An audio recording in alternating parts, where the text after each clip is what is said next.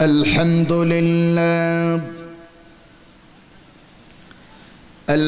لله نحمده ونستعينه ونستغفره ونعوذ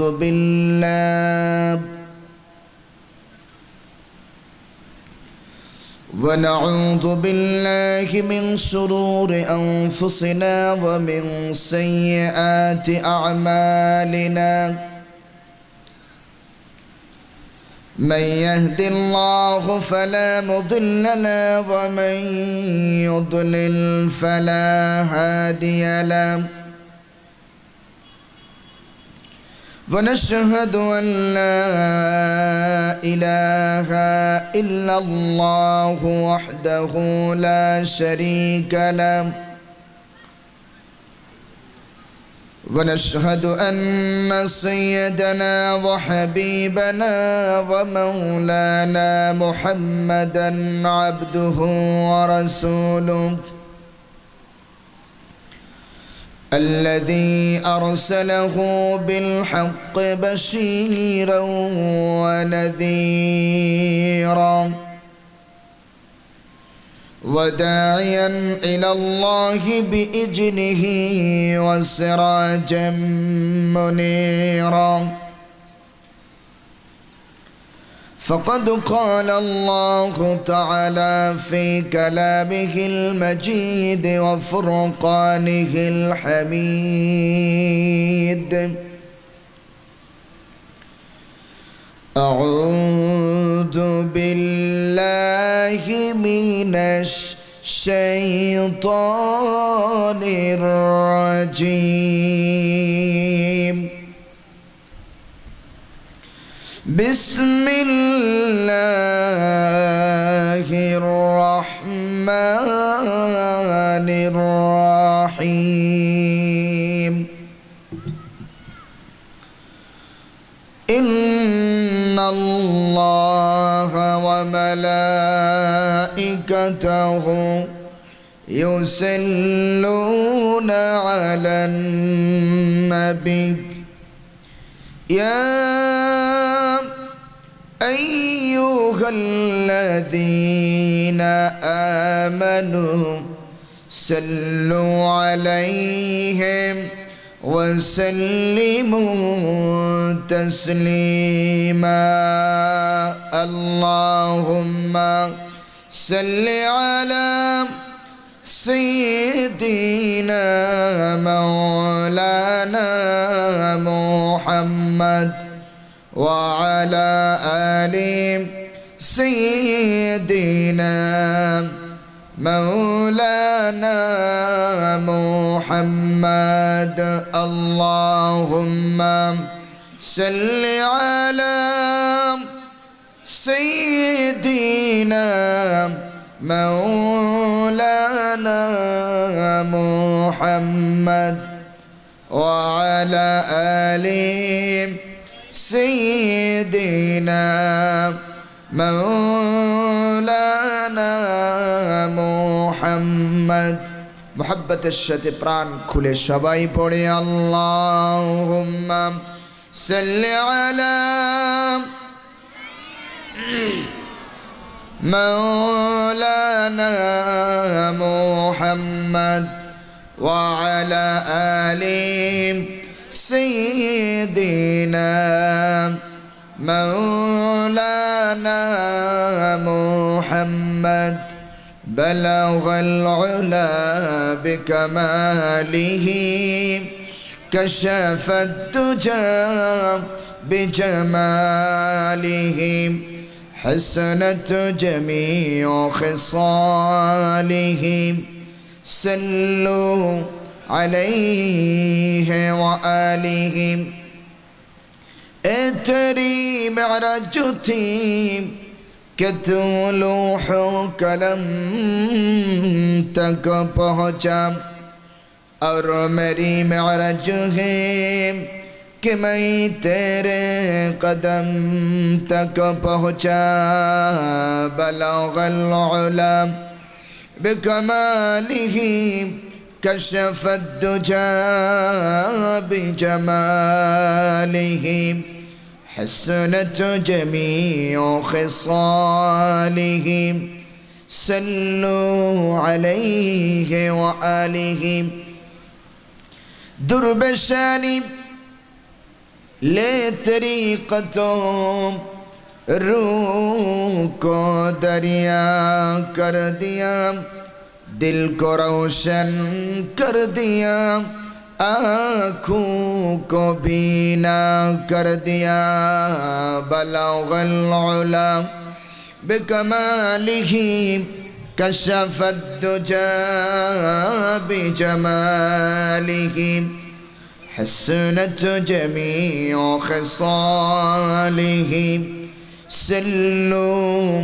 عليه وآله اللهم آمين ربنا ظلمنا أنفسنا وإن لم تغفر لنا وترحمنا لنكونن من الخاسرين ربنا لا تزغ قلوبنا بعد إذ هديتنا وهب لنا من لدنك رحمة إنك أنت الوهاب رب العالمين আলোর পথের ফাউন্ডেশনের উদ্যোগে আয়োজিত আজকের এই বিশাল তাফসীরুল কোরআন মাহফিলে আমরা একত্রিত হয়ে তোমার দরবারে দুইখানা করে হাত তুলেছি মেহেরবানি করে আমাদের সকলের হাত দুখানা কবুল করে নাও আল্লাহ রব্বুল আলামিন সন্ধ্যা থেকে নিয়ে এই রাত পর্যন্ত তোমার কোরআনের কথা যা আলোচনা হয়েছে রব্বুল আলামিন আমাদের সকলকে বাস্তব জীবনে আমলে পরিণত করার তৌফিক দান করে দাও আল্লাহ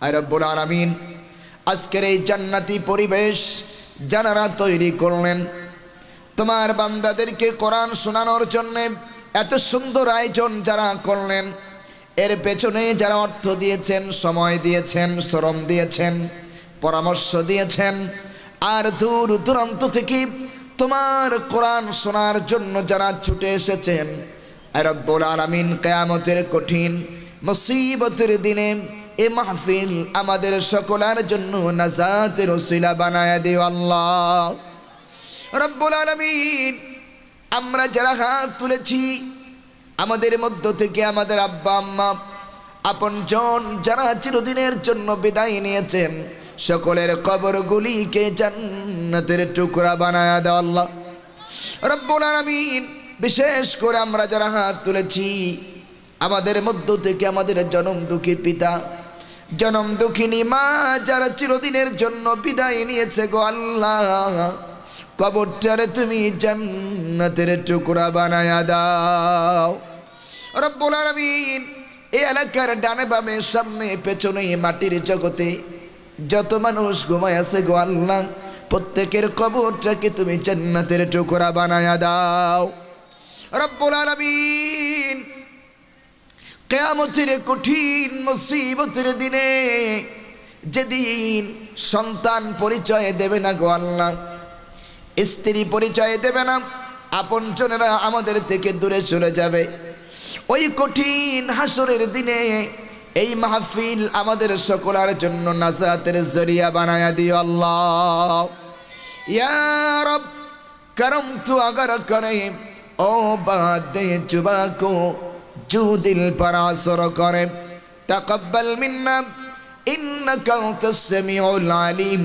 व तुब अलैना या मौलाना इन्नका अंतत तव्वाबुर रहीम سبحان ربك رب العزة عما يصفون وسلام على المرسلين والحمد لله رب العالمين একটু জিকির করে লা ইলাহা ইল্লাল্লাহ লা ইলাহা ইল্লাল্লাহ আর জোরে লা ইলাহা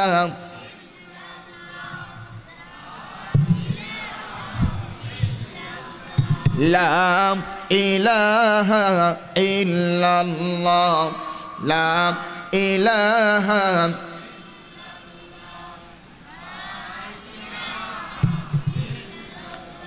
لا إله إلا الله মুহাম্মাদুর রাসূলুল্লাহ।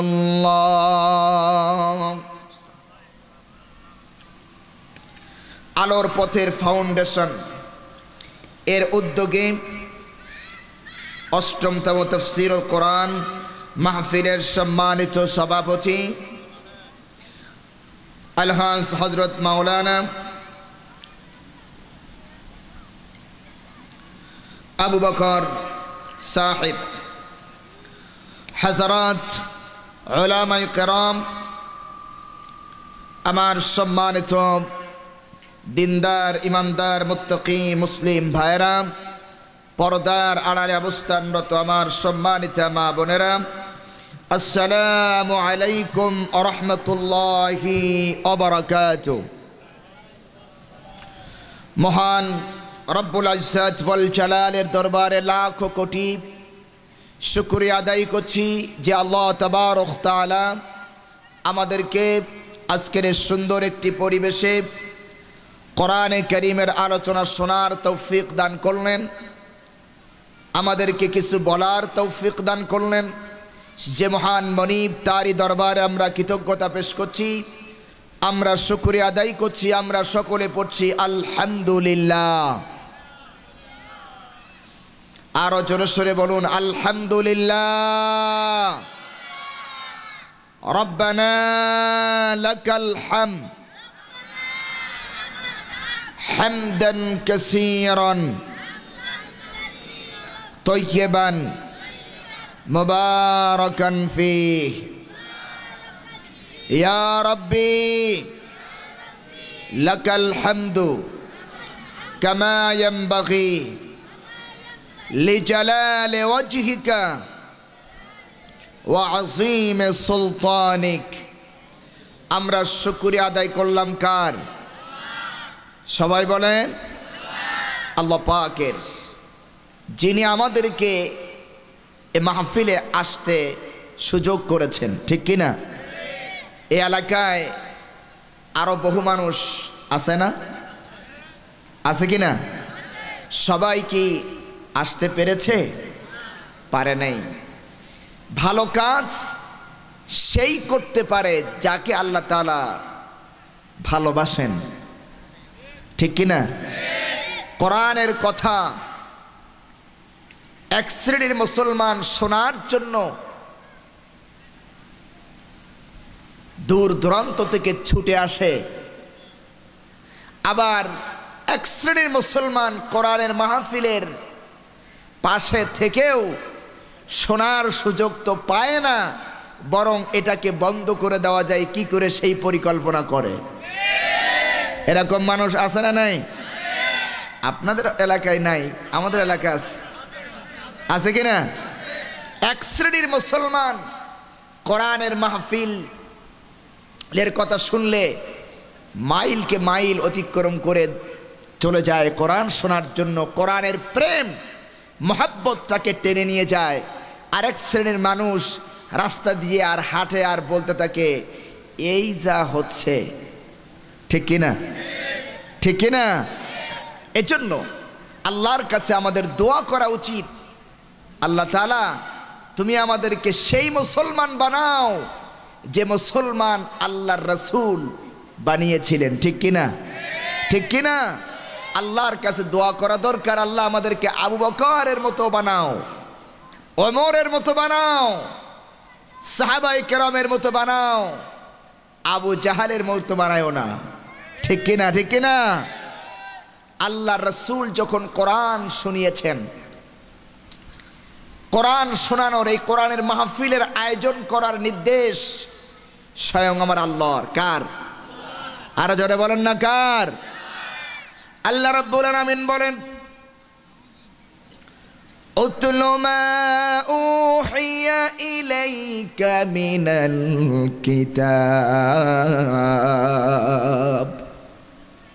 হে নবী, আমি আপনার উপরে যে ওহী নাজিল করেছি, আমি আপনার উপরে যে কিতাব নাজিল করেছি, এই কিতাব আপনি তেলাওয়াত করে করে মানুষদেরকে আপনি শোনান।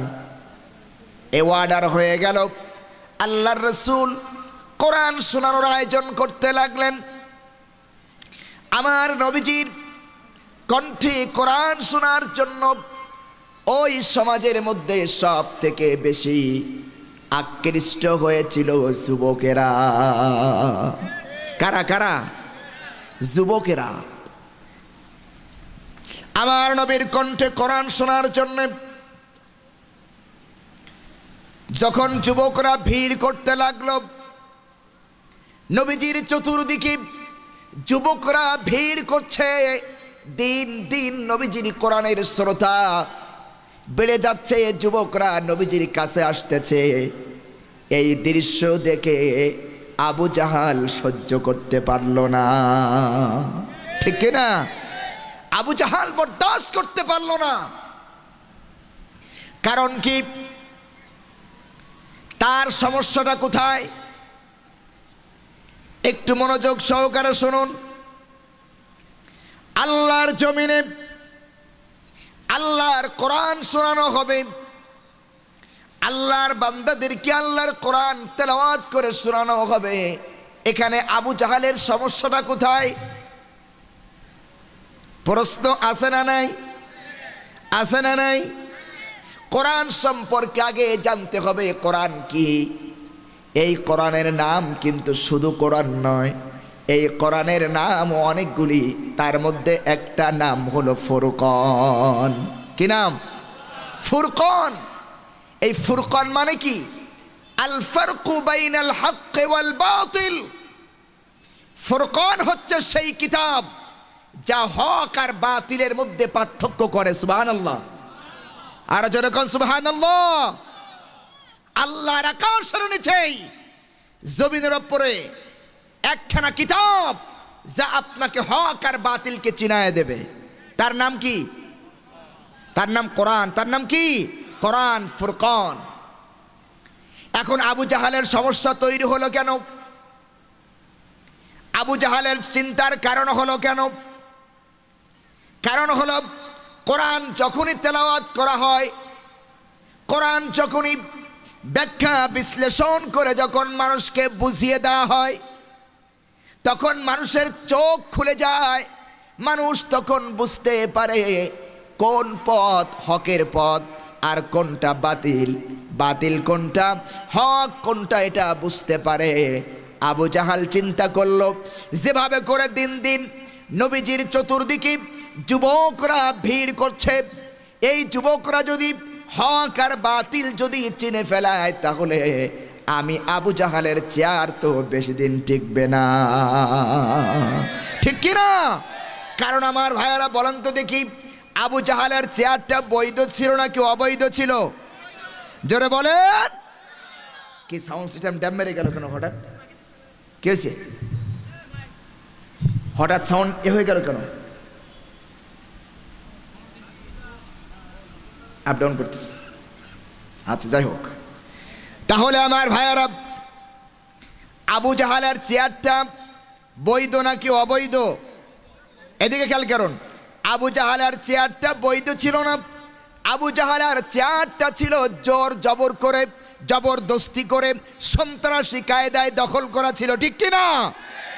সেই জন্য আবু জাহাল বুঝতে পারল, এই যুবকরা যদি কোরআন শুনে যায় আর যদি তারা বুঝতে পারে আমি আবু জাহাল অবৈধ সরকার, ঠিক কিনা, আমার চেয়ারটা অবৈধ, তাহলে তো এই যুবকরা যদি মাথা চাড়া দেয়, আন্দোলন শুরু করে দেয়, আমি আবু জাহালতে বেশিক্ষণ চেয়ারে বসতে পারবো না, ঠিক কিনা?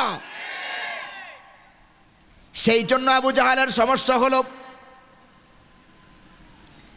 এখন যদি আমরা বর্তমান সময়ের সাথে যদি একটু মিলাই, অনেকে চিন্তা করে কোরআন হচ্ছে আগের যুগের, ১৫০০ বছর যুগের কোরআন, এই যুগে চলতে পারে না, এরকম বলে কিনা? কিন্তু কোরআন তো পুরাতন হবার নয়। আল্লাহ রাসূল বলেছেন, লা তুহসা আযাইবুহু ওয়ালা তুবলা গারাইবুহু ফীহি মাসাবিহিল হুদা ওয়া মানারিল হিকমাহ। আল্লাহু আকবার। এ কোরআন কোনদিন পুরাতন হবে? হবে? এভাবে করে তো কথা বলা সমস্যা হয়ে যাবে, এত টানলে। একটু অ্যাকুরেট করার চেষ্টা করুন, একটু জিকির করুন, লা ইলাহা, আরো জোরে লা ইলাহা। আর যুবকরা এখনো যারা বাইরে আছো, রাস্তাঘাটে আছো, তোমাদের জন্য গুরুত্বপূর্ণ মেসেজ আছে, তাড়াতাড়ি চলে আসো মাঠে, তাড়াতাড়ি ময়দানে চলে আসুন কোরআনের কথা শোনার জন্য। জিকির লা ইলাহা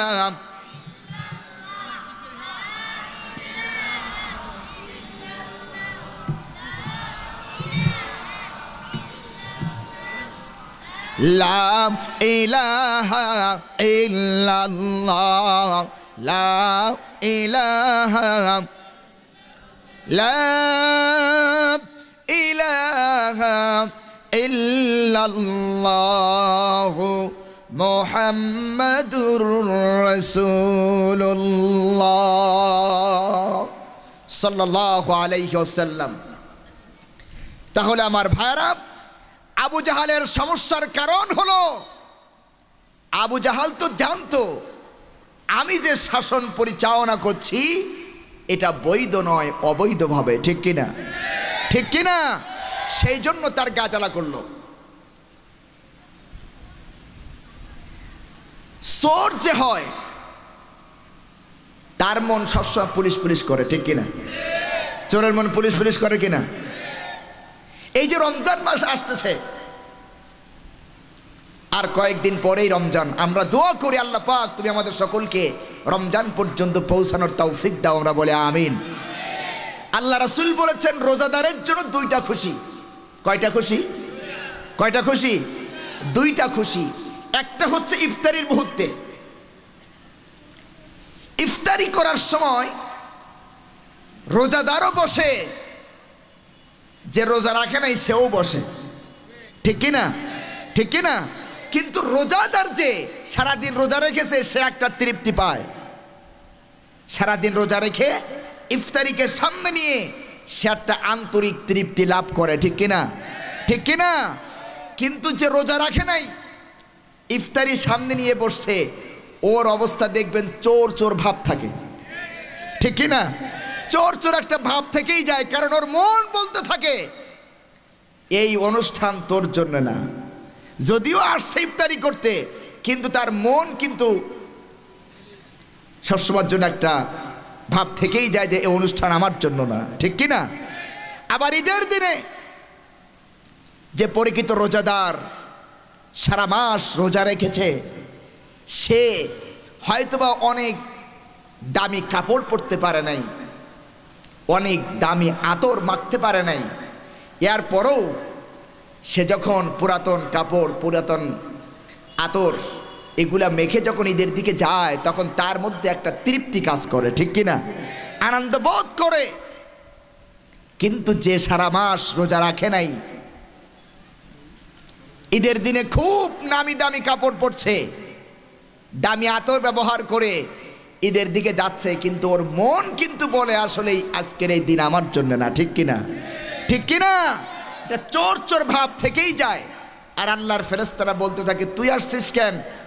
আজকের এই ঈদের মাঠ তো তোর জন্য না, ঠিক কিনা? ঠিক কিনা?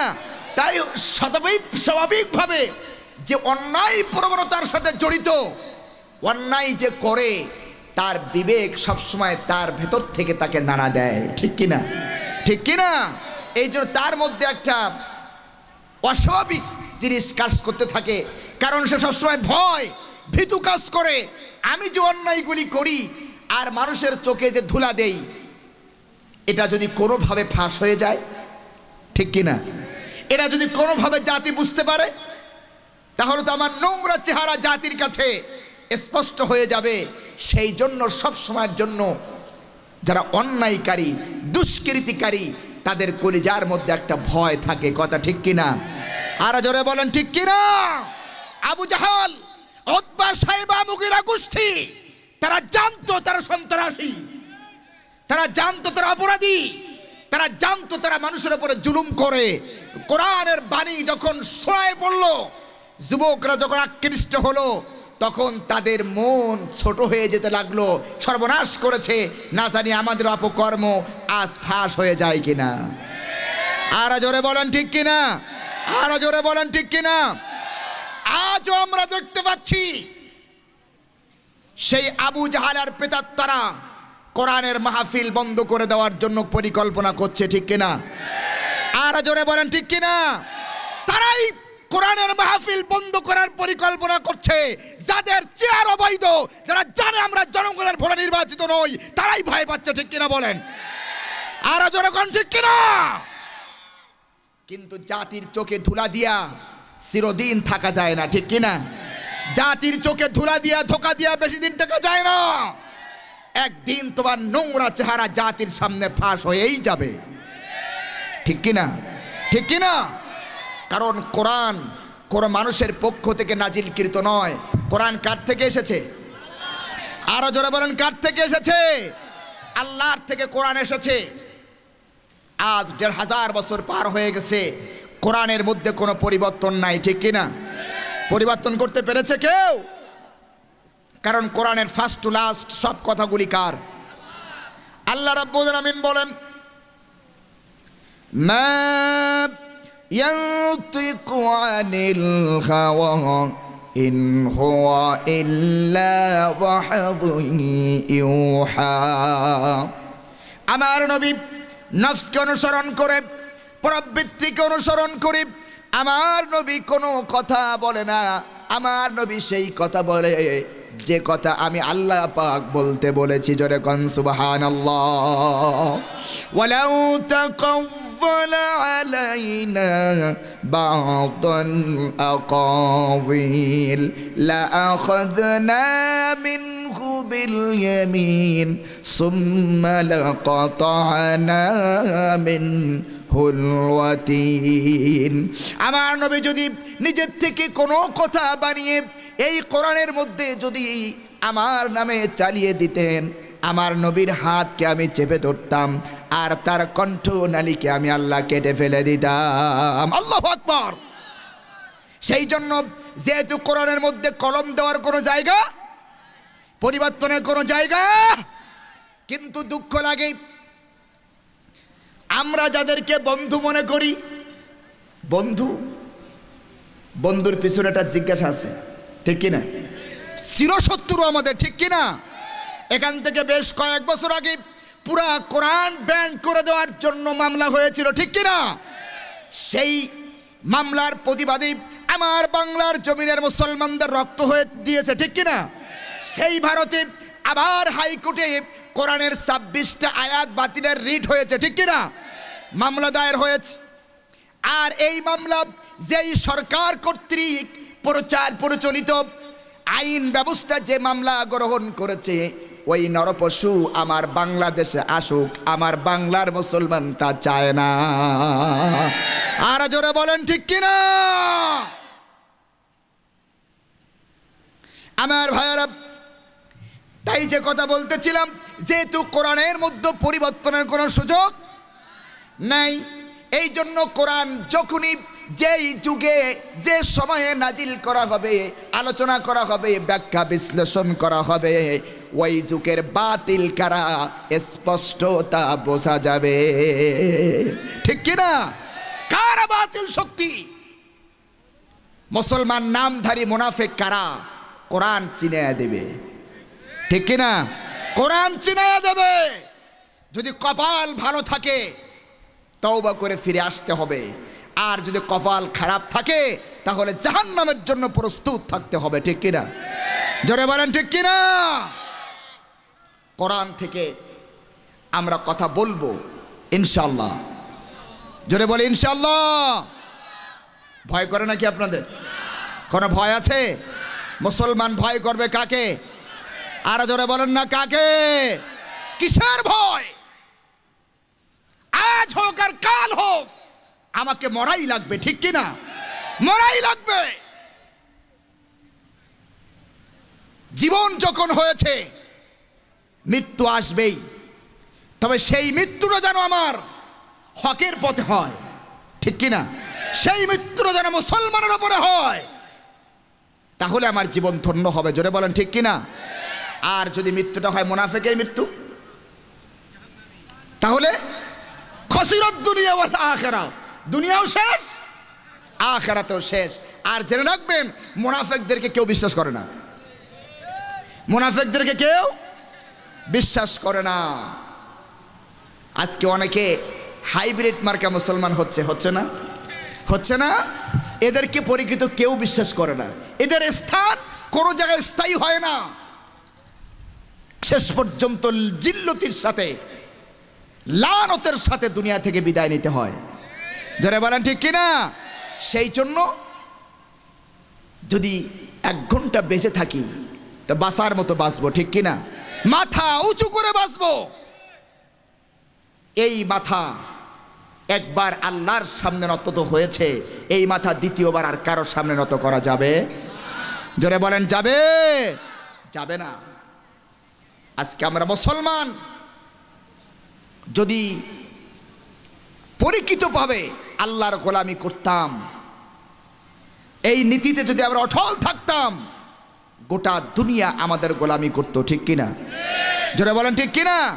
কিন্তু আজকে আমরা সরে গেছি।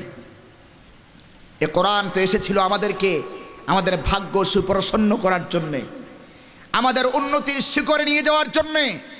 গোটা দুনিয়ার নেতৃত্ব আমাদের হাতে আসবে, সেজন্য কোরআন এসেছে, ঠিক কিনা?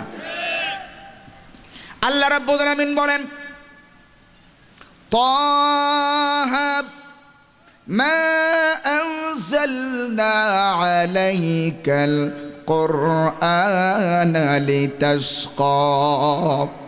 ও নবী, কোরআন তো আমি এই জন্য দেইনি যে তোমার ভাগ্য নষ্ট হয়ে যাবে, তুমি শাসিত হবে, লাঞ্ছিত হবে, নির্যাতিত হবে, দেশ থেকে বহিষ্কৃত হবে, এই জন্য কোরআন দেইনি। বরঞ্চ কোরআন দিয়েছি যারা কোরআনকে মেনে চলবে, ব্যক্তিতে, পরিবারের, সমাজ ও রাষ্ট্রে, জীবনের সকল ক্ষেত্রে যারা কোরআনকে আঁকড়ে ধরবে, কোরআনের নির্দেশ অনুযায়ী চলবে, তাদেরকে লাঞ্ছিত হওয়া লাগবে না, বরং গোটা দুনিয়া তারা শাসন করবে। কিন্তু এবার বলেন, এই কোরআনের সাথে আমাদের সম্পর্ক আছে আজ?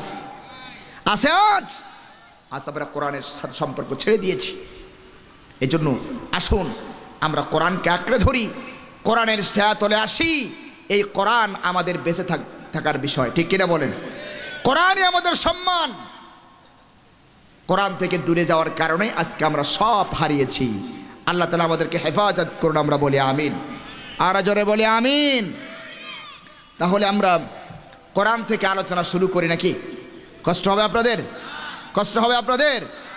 গুরুত্বপূর্ণ একটি বিষয় আমাকে দিয়েছেন মাহফিল কর্তৃপক্ষ। কাফের কারা, এই বিষয়ের উপরে আমি আলোচনা করব। তো আমি একটু বিষয়টা আরো সুন্দর করে করে নেই। কুফরি কি আর ঈমান কি জানতে হবে, ঠিক কিনা? কুফর আর ঈমান দুজনের বন্ধু নাকি একে অপরের শত্রু? কথা বলেন না, শত্রু কিনা? ঈমানের শত্রু হলো কুফর, আর কুফরের শত্রু হলো ঈমান, ঠিক কিনা? তাহলে আমরা আজকে জেনে নিব আজকের মাহফিল থেকে কুফর কি, কাফের কারা, আর ঈমানদার কারা, ঠিক কিনা? আল্লাহ যেন আমাদেরকে বোঝার তৌফিক দান, বলে আমিন। আর জোরে বলেন আমিন। ভয় করবে না তো? আপনাদের শক্তি আছে তো? বহন করার শক্তি আছে তো? আপনাদের কিসের ভয়? ভয় করলে আমরা করব। আমরা সেই কোথায় ঢাকা থেকে আসছি, এখানে আমাদের কোনো আত্মীয় নাই। আমাদেরকে যদি এখানে উঠে কেউ কিছু কয়, আমাদের পক্ষে কথা বলারও কেউ নাই। আমি তো এলাকার না।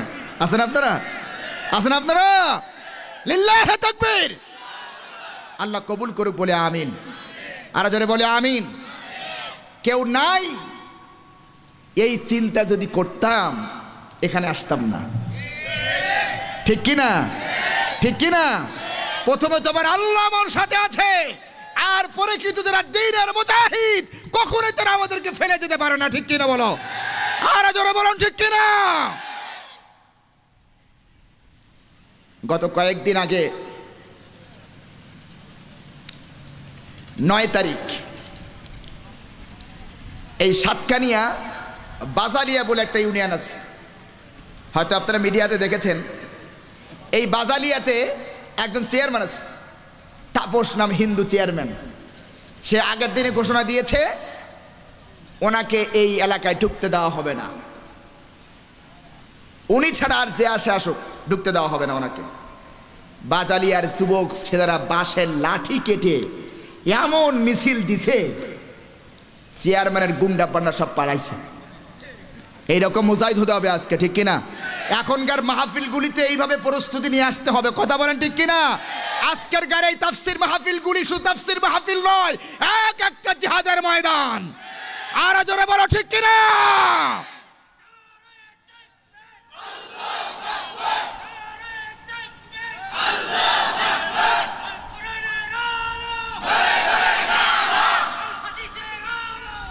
আমার ভাইয়েরা, আমরা উহুদ দেখি নাই, আমরা বদর দেখি নাই, আমরা খন্দক দেখি নাই।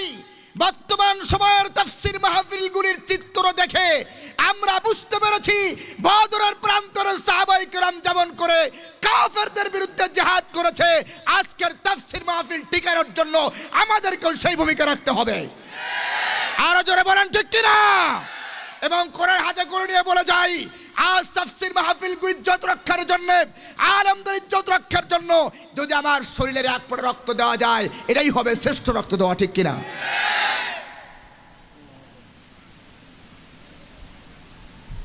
ওই সময় ইবাদত আল্লাহর কাছে সবথেকে বেশি প্রিয়, যখন যে ইবাদতটা করা কঠিন। কথা বুঝছেন কিনা? সহজ সময় ইবাদত করা যখন সহজ, তখনকার সওয়াব। আর যখন ইবাদত করলে, এমন ইবাদত করলে আপনাকে মারতে আসে, আপনাকে জেলে নেওয়ার জন্য প্রস্তুতি নেয়, কঠিন, ওই কঠিন সময়ের ইবাদত আল্লাহর কাছে বেশি গ্রহণযোগ্য। জোরে বলেন ঠিক কিনা? গরমকালের ফজরের নামাজ আর কনকনে শীতের দিনের ফজরের নামাজের সওয়াব কি একরকম? কথা বলেন। শীতের সাথে যুদ্ধ করে ফজরের নামাজে আসা লাগে, ঠিক কিনা? ঠিক না? তাহলে বিগত সময়গুলিতে কোরআনের মাহফিল কেউ বাধা দিত না, ৪৪ দ্বারা জারি হতো না, স্টেজে উঠে আলেমের সামনে থেকে মাইক কেড়ে নিত না, ঠিক কিনা? ঠিক কিনা? তখনকার মাহফিলগুলি আর এখনকার মাহফিলগুলি অনেক ব্যবধান। কথা বলেন ঠিক কিনা? এখনকার প্রত্যেকটি মাহফিল একটা একটা জিহাদের ময়দান। আপনি চিনে নেবেন হক কোনটা, বাতিল কোনটা। এক শ্রেণীর আলেমদের মাহফিল করার জন্য কোনো পারমিশনের প্রয়োজন হয় না, বরং সরকারি ভাবে সাপোর্ট দিয়ে মাহফিল করানো হয়, ঠিক কিনা?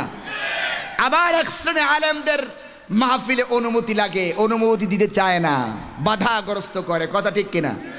তাহলে হক কথা কারা বলছে, কোরআনের হক আদায় করে দাওয়াত কারা দিচ্ছে, এগুলি এখন বোঝার সময় এসেছে আমাদের, ঠিক কিনা? আল্লাহ তাআলা আমাদেরকে বোঝার তৌফিক দিক, আমরা বলি আমিন। আর জোরে বলি আমিন। আজকে তাহলে আমরা আলোচনা করব কুফর কি, ঈমান কি। আপনি যদি আপনার শত্রুকে যদি না চেনেন, আপনার বিপদ কোন পথে, সেই পথে যদি আপনি যান, অজানা পথটা যদি আপনি না চেনেন, তাহলে যে কোনো মুহূর্তে বিপদের সম্মুখীন হওয়ার সম্ভাবনা থাকে, ঠিক কিনা? ঠিক কিনা? কিন্তু যদি পথটা আপনার চেনা থাকে যে এই পথে হাঁটলে, এই পথে গেলে আমার সামনে বিপদ আছে, তখন আপনি চেনেন, তাহলে ওই পথ এড়িয়ে যাবেন আপনি, ঠিক কিনা? এই জন্য আমাদের সকলের জন্য, ঈমানদারের জন্য কুফর হচ্ছে বিপজ্জনক, ঠিক কিনা? কুফরি হলো বিপদ, ঈমান ধ্বংসকারী শক্তি। এই কুফরটা কি, এটা যদি আমরা না চিনি, তাহলে ঈমানের পথে চলতে পারবো না, ঠিক কিনা? কখন মনের অজান্তেই আমি কুফরির মধ্যে ঢুকে যাব, আমি বুঝতে পারবো না। এই জন্য যদি আমরা আমাদের ঈমানটা যদি আমরা হেফাজত করতে চাই, আমাদের ঈমানটা যদি আমরা রক্ষা করতে চাই, এবং মৃত্যু পর্যন্ত যেন ঈমানের পথে যদি আমরা চলতে চাই, আমরা কি মৃত্যু পর্যন্ত ঈমানের পথে চলতে চাই? আর জোরে বলেন চাই। ঈমানের উপর অটল থেকে এই দুনিয়া থেকে বিদায় নিয়ে ঈমানের ঝান্ডা নিয়ে আমরা আল্লাহর সাথে সাক্ষাৎ করতে চাই, ঠিক কিনা? যদি চাই, তাহলে আমাদের কুফর সম্পর্কে জানতে হবে, কুফর সম্পর্কে আমাদের জ্ঞান অর্জন করতে হবে, চিনতে হবে, তাহলে ঈমানের পথে চলা আমাদের জন্য সহজ হয়ে যাবে, ঠিক কিনা? আর যদি কুফরি সম্পর্কে না জানি, ইমান বিধ্বংসী শক্তিকে যদি আমরা না চিনি, কোন মুহূর্তে আমার ইমানকে নষ্ট করে দেবে, আমার ইমানটাকে খেয়ে আমাকে কাফের বানিয়ে দেবে, আমি নিজেও বুঝতে পারবো না। ঠিক কিনা? ঠিক কিনা? আমার ভাইয়েরা, কত বড় গুরুত্বপূর্ণ বিষয়। আজ যদি আমরা এটা ভালো করে জেনে না নেই, কুফরের পথ কোনটি আর ইমানের পথ কোনটি যদি জেনে না নেই, না চিনে যদি আমরা এইভাবে চলতে থাকি, কিয়ামতের দিন দেখা যাবে আল্লাহ রাব্বুল আলামিন যখন সিংহাসনে বসে যখন বলবেন, ওয়ামতাযুল ইয়াউমা আইয়ুহাল মুজরিমুন, এই মাজলুমের দল আলাদা হয়ে যা। দেখা যাবে সেই কিয়ামতের ময়দানে আমি হাজী সাহেব, আমি গাজী সাহেব, আমি দানবীর, আমি মসজিদের সভাপতি ছিলাম, আমি তাফসীর মাহফিলের সভাপতি ছিলাম, কিন্তু আল্লাহর ঘোষণার পরে আমি কাফেরদের সাথে দলভুক্ত হয়ে গেছি। ঠিক কি না? আল্লাহর এই হুঙ্কার কিয়ামতের দিন আল্লাহ পাক যখন দিবেন, মানুষগুলি তিন ভাগে ভাগ হয়ে যাবে। কয় ভাগে? তিন ভাগে। এক দল চলে যাবে আল্লাহর ডান সাইডে, এরা হলো ডানপন্থী। এক দল চলে যাবে আল্লাহর সিংহাসনের বাম সাইডে, এরা হলো বামপন্থী। আর এক দল চলে যাবে আল্লাহর সিংহাসনের সামনে। সুবহানাল্লাহ। আজ যদি কুফর কি ঈমান কি না চিনে নেই, তাহলে কিয়ামতের দিন দেখা যাবে আমিও কাফেরদের দলে চলে গেছি। আল্লাহ হেফাজত করুন, বলে আমিন। আরো জোরে বলে আমিন। এই কোরআনে কারীমের মধ্যে কাফের এই শব্দটি একাধিকবার এসেছে। ঠিক কিনা? ঠিক কিনা? তবে চমৎকার বিষয়, কাফের শব্দ যতবার এসেছে, ঈমান শব্দ ততবার এসেছে। সুবহানাল্লাহ। আরো জোরে কোন সুবহানাল্লাহ। তবে এই কাফের কারা? কাফের শব্দটি শুনলেই আমরা মনে করি যারা ঈমান আনেনি, যারা অমুসলিম, তারা বোধহয় কাফের, এটাই আমরা চিন্তা করি। ঠিক কিনা? না না, কোরআনে কারীমের মধ্যে আল্লাহ পাক কাফের শব্দ ব্যবহার করেছেন। এই কাফের কোনো আলাদা কোনো গোষ্ঠী নয়, কাফের আলাদা কোনো সম্প্রদায়ের নাম নয়। যেমন হিন্দু একটা সম্প্রদায়, মারমা একটা সম্প্রদায়, ইহুদি একটা, খ্রিস্টান, চাকমা, এইভাবে করে যে সম্প্রদায় রয়েছে, ঠিক এইরকম ভাবে আলাদা কোনো সম্প্রদায়ের নাম কাফের নয়। কাফের তারাই যারা মহাসত্যকে অস্বীকার করবে। এই কাফের আমার ঘরেও থাকতে পারে। ঠিক কিনা? সেই জন্য আমরা দেখতে পাই অমুসলিমের ঘরে জন্মগ্রহণ করেও ইমানদার হয়েছে। ঠিক কিনা? অমুসলিমের ঘরে থেকে কাফেরের সাথে সংসার জীবন করে পরিচিত ইমানের পরিচয় দিয়েছে। আবার নবীর সংসার থেকে, নবীর ঘরে থেকে ইমানের পরিচয় দিতে পারে নাই, কাফের হয়ে গেছে। ঠিক কিনা? ফিরআউনের স্ত্রী হযরত আসিয়া একটা কাফেরের সাথে সংসার করেছে, কিন্তু ইমানের পরিচয় দিতে পেরেছে। ঠিক কিনা? ঠিক কিনা? আবার নূহ আলাইহিস সালাতু ওয়াস সালামের ছেলে কেনান নবীর ঘরে জীবন যাপন করেছে। ঠিক কিনা? নবীর ঔরসে জন্মগ্রহণ করেছে। কি হয়ে গেছে? যারা বলেন কি হয়ে গেছে? আমার ভাইয়েরা, সেই জন্য মনে করবেন না টুপি একটা পরেছি তো আমি ইমানদার হয়ে গেছি, না। ঠিক কিনা? দাড়ি লাগাইছি তো আমি বড় ইমানদার হয়ে গেছি, না। আমার থেকেও উন্নত মানের দাড়ি ইহুদিদের আছে। ঠিক কিনা? আমি পাকড়ি একটা পরেছি, মনে করেছি আমি বড় ইমানদার হয়ে গেছি, না। আপনার থেকে অনেক সুন্দর দামি পাকড়ি ওই শিখরা পরে। ঠিক কিনা? তাহলে ইমানদার কারা আর কাফের কারা, এই বিষয়টি ভালো করে আমাদেরকে জেনে নিতে হবে। কাফের মূলত চার শ্রেণীর। জোরে বলেন কয় শ্রেণীর? চার শ্রেণীর কাফের। কাফেরদের দল হলো চারটা। কয়টা? চারটা। আর মহাসত্য হলো চারটা। মহাসত্য কি? কয়টা? ভালো করে মনে রাখুন। আজকে হবে কোরআনের দর্শ বুঝেন তো? দার্স বুঝেন? বিশ্লেষণ, শিক্ষামূলক আলোচনা। আল্লাহ কবুল করুক বলে আমিন। আরেকটা কথা বলে যাই, আজকের মাহফিলগুলি আমরা যখন নেটে দেখি, অনেক মাহফিলগুলি দেখা যায় এটা যেন একটা কৌতুকের মঞ্চ বানায় ফেলে অনেকে, ঠিক কিনা? গানের মঞ্চ বানায় ফেলে, অভিনয়ের মঞ্চ বানায় ফেলে। না না, এত বড় মাহফিল, হাজার হাজার লক্ষ টাকা খরচ করে আয়োজন করা হয়েছে, এটা হওয়া দরকার শিক্ষণীয় বিষয়, ঠিক কিনা? শিক্ষা কেন্দ্র। আল্লাহ তাআলা আমাদেরকে তৌফিক দিক বলে আমিন। তাহলে মহাসত্য কয়টা? কাফেরদের দল কয়টা? মহাসত্য চারটা। মহাসত্য, এক নম্বর মহাসত্য হলো আমার আল্লাহ। জোরে বলেন কে? আরো জোরে বলেন না কে? আল্লাহ যে সত্য, এতে কোনো বিন্দু মাত্র সন্দেহ আছে? আছে? এখানে কোনো মিথ্যার মিশ্রণ আছে? এরপরে দুই নম্বর মহাসত্য হলো আল্লাহর রসুল, ঠিক কিনা? আল্লাহর রসুল যে মহাসত্য, এর মধ্যে বিন্দুমাত্র সন্দেহ, বিন্দুমাত্র ভুল আছে? যেরকম এরপরে তিন নম্বর মহাসত্য হলো ইসলাম। ইসলাম কার দেওয়া? আরো জোরে বলে, নাকি মানুষের বানানো? ইসলামের মধ্যে কোনো সন্দেহ আছে? আর চার নম্বর মহাসত্য হলো আল কোরআন। আল্লাহু আকবার। তাহলে এই চারটা হলো মহাসত্য। এই সত্যের মধ্যে মিথ্যার কোনো মিশ্রণ।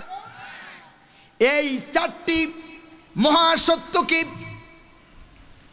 যে ব্যক্তি অখণ্ড চিত্তে নির্দ্বিধায় মেনে নিতে পেরেছে এবং মানতে পেরেছে, কেবলমাত্র সেই মুসলমান, ঠিক কিনা? ঠিক কিনা?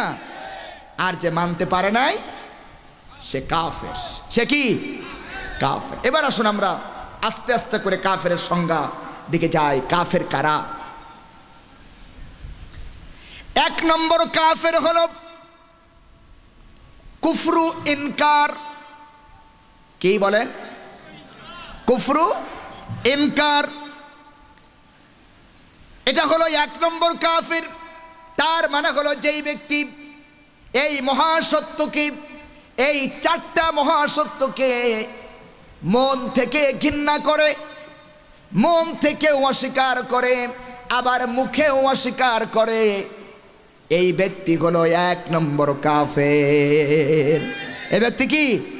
মন থেকেও ঘৃণা করলো, মুখেও ঘৃণা করলো, মনেও অস্বীকার করলো, মুখেও অস্বীকার করলো, এই ব্যক্তি হলো এক নম্বর কাফের। তার দৃষ্টান্ত হলো আল্লাহর নবীর চাচা, আপন চাচা আবু লাহাব। আমার ভাইয়েরা খুব ভালো করে শুনুন, আমরা অনেকেই রাসূলের আশেক বলে দাবি করি, আছে না নাই? আছে কিনা? রাসূলের আশেক বলে দাবি করি। আশেক দাবি করার বিষয় নয়, আশেক হলো মানার বিষয়, ঠিক কিনা? কারণ কোরআনে কারীমের মধ্যে বলেন, আল্লাহ পাক বলেন, কুল ইন কুনতুম তুহিব্বুনাল্লাহা ফাত্তাবিউনি ইউহিব্বুকুমুল্লাহ ওয়া ইয়াগফির লাকুম যুনুবাকুম ওয়াল্লাহু গফুরুর রহিম। কুল, আপনি বলুন, ইন কুনতুম তুহিব্বুনাল্লাহ, যদি আমি আল্লাহকে কেউ ভালোবাসতে চায়। কাকে? কাকে ভালোবাসতে চায়? তাহলে কাকে ভালোবাসো? আল্লাহকে যদি পেতে চায়, আল্লাহর ভালোবাসা যদি পেতে চাও, তাহলে আমার রাসূলকে জোরে বলেন কি করো? এটাই হচ্ছে গলত অর্থ। রাসূলকে ভালোবাসো, এটা আয়াতের অর্থ নয়, ঠিক কিনা? বলে ভাই কিনা বলুন। আয়াতের আল্লাহ পাক তা বলেননি যে আমাকে যদি ভালোবাসতে চাও আমার নবীকে ভালোবাসো, একথা বলেননি। ফাত্তাবিউনি, আমার রাসূলকে অনুসরণ করো। সুবহানাল্লাহ। ভালোবাসা আর অনুসরণ কিন্তু এক জিনিস না। ভালোবাসা সহজ, অনুসরণ করা কঠিন। আমার ভাইয়ারা, এক নম্বর কাফেরের দৃষ্টান্ত দিলাম আবুল আহাব। এই আবুল আহাব কি আমার রাসূলকে ভালোবাসতেন না? এমন ভালোবাসা দিয়েছে আবুল আহাব, যে ভালোবাসা দিয়েছে তুমি আর আমি আমার জীবন উৎসর্গ করে দিলেও সেই ভালোবাসা দিতে পারবো না, ঠিক কি না? এত ভালোবেসেছি, কিন্তু কাফের হলো কেন? প্রশ্ন আছে না নাই?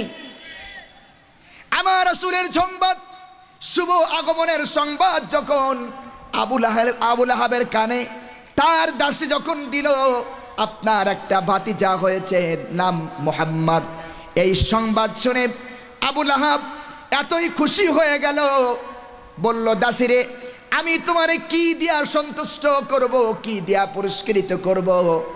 আমি তোমারে পুরস্কৃত করার জন্য তো কিছুই পাচ্ছি না, তবে শোনো, তুমি আমাকে যে সংবাদটা দিলাম আমার ভাতিজা হয়েছে মুহাম্মদ দুনিয়া এসেছে, এই সংবাদে আমি খুশি হয়ে তোমাকে আমি আজাদ করে দিলাম।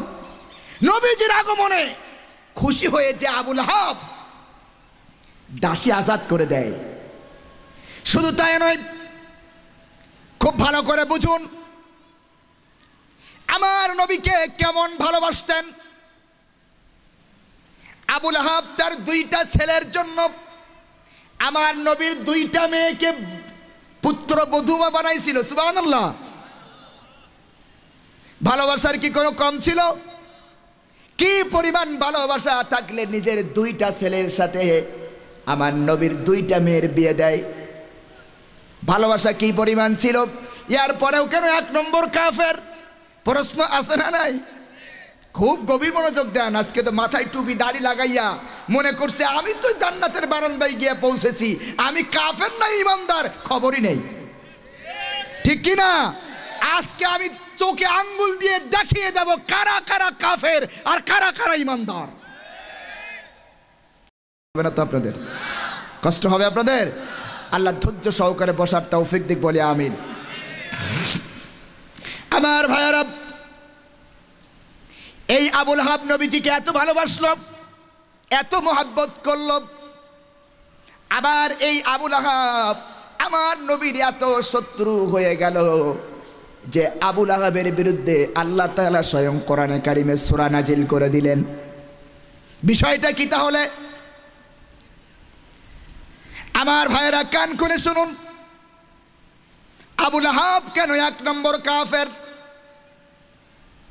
40 বছর পর্যন্ত আমার নবীজির সাথে বিরাট ভাব ছিল। 40 বছর পর্যন্ত আমার নবীকে ভালোবেসেছে, মোহাব্বত করেছে। কারণ এই 40 বছর আমার রাসূল 40 বছর ছিলেন মুহাম্মদ ইবনে আব্দুল্লাহ, ঠিক কিনা? খুব ভালো করে শুনুন, এই 40 বছর পর্যন্ত মুহাম্মদ ইবনে আব্দুল্লাহ, কিন্তু 40 বছর যখন পূর্ণ হয়ে গেল, আল্লাহ পাক যখন তার উপরে ওহী নাজিল করলেন, নবুয়ত দিলেন, এক মহান দায়িত্ব এসে গেল। এখন থেকে নবীজি হলেন মুহাম্মাদুর, আর জোরে বলেন মুহাম্মাদুর রাসূলুল্লাহ। এতদিন পর্যন্ত নবীকে অনুসরণ করা লাগবে এই নির্দেশ আসে নাই, নবীকে নেতা হিসেবে গ্রহণ করতে হবে এই নির্দেশ আসে নাই, নবী যা বলে তাই শুনতে হবে এই নির্দেশ আসে নাই।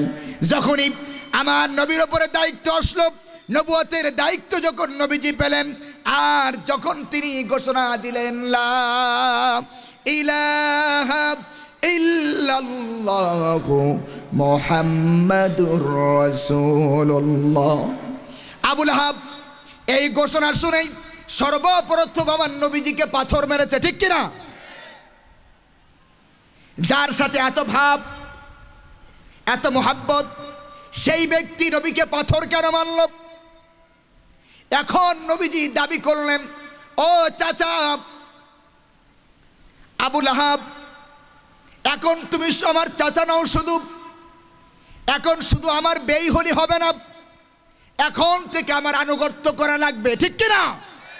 এখন থেকে মৃত্যু পর্যন্ত আমাকে অনুসরণ করা লাগবে, আমার নেতৃত্ব মেনে নেওয়া লাগবে, মনেও মানতে হবে, মুখেও মানতে হবে, ঠিক কিনা? মুনাফিকি করা যাবে না। আবু লাহাব তখন চিন্তা করলো, এতদিন তোমাকে খুব ভালোবেসেছি, মহব্বত করেছি, কিন্তু এখন যে দাবি তুমি করেছো, তোমাকে নেতা মানতে হবে, তোমাকে অনুসরণ করতে হবে, তোমার কথাগুলি মেনে নিতে হবে, এখন তো আর তোমাকে আমি মানতে পারবো না। তোমাকে ভালোবাসতে পারবো, মহব্বত করতে পারবো, তোমার জন্য আমি প্রয়োজনীয় মানুষদেরকে দাওয়াত করে খাওয়াতে পারবো, কিন্তু তোমাকে আমি নেতা হিসেবে মানতে পারবো না, ঠিক কিনা? তোমাকে আমি তোমার নেতৃত্ব মেনে নিতে পারবো না, তোমার হুকুম ফলো করতে পারবো না, আমার পজিশন আমাকে ঠিক রাখতে হবে, আমার চেয়ার আমাকে ঠিক রাখতে হবে, এরপরে তোমাকে ভালোবাসবো। আল্লাহ পাক বললেন, এই মামুবাড়ি আবদার চলবে না, ঠিক কিনা? ঠিক কিনা?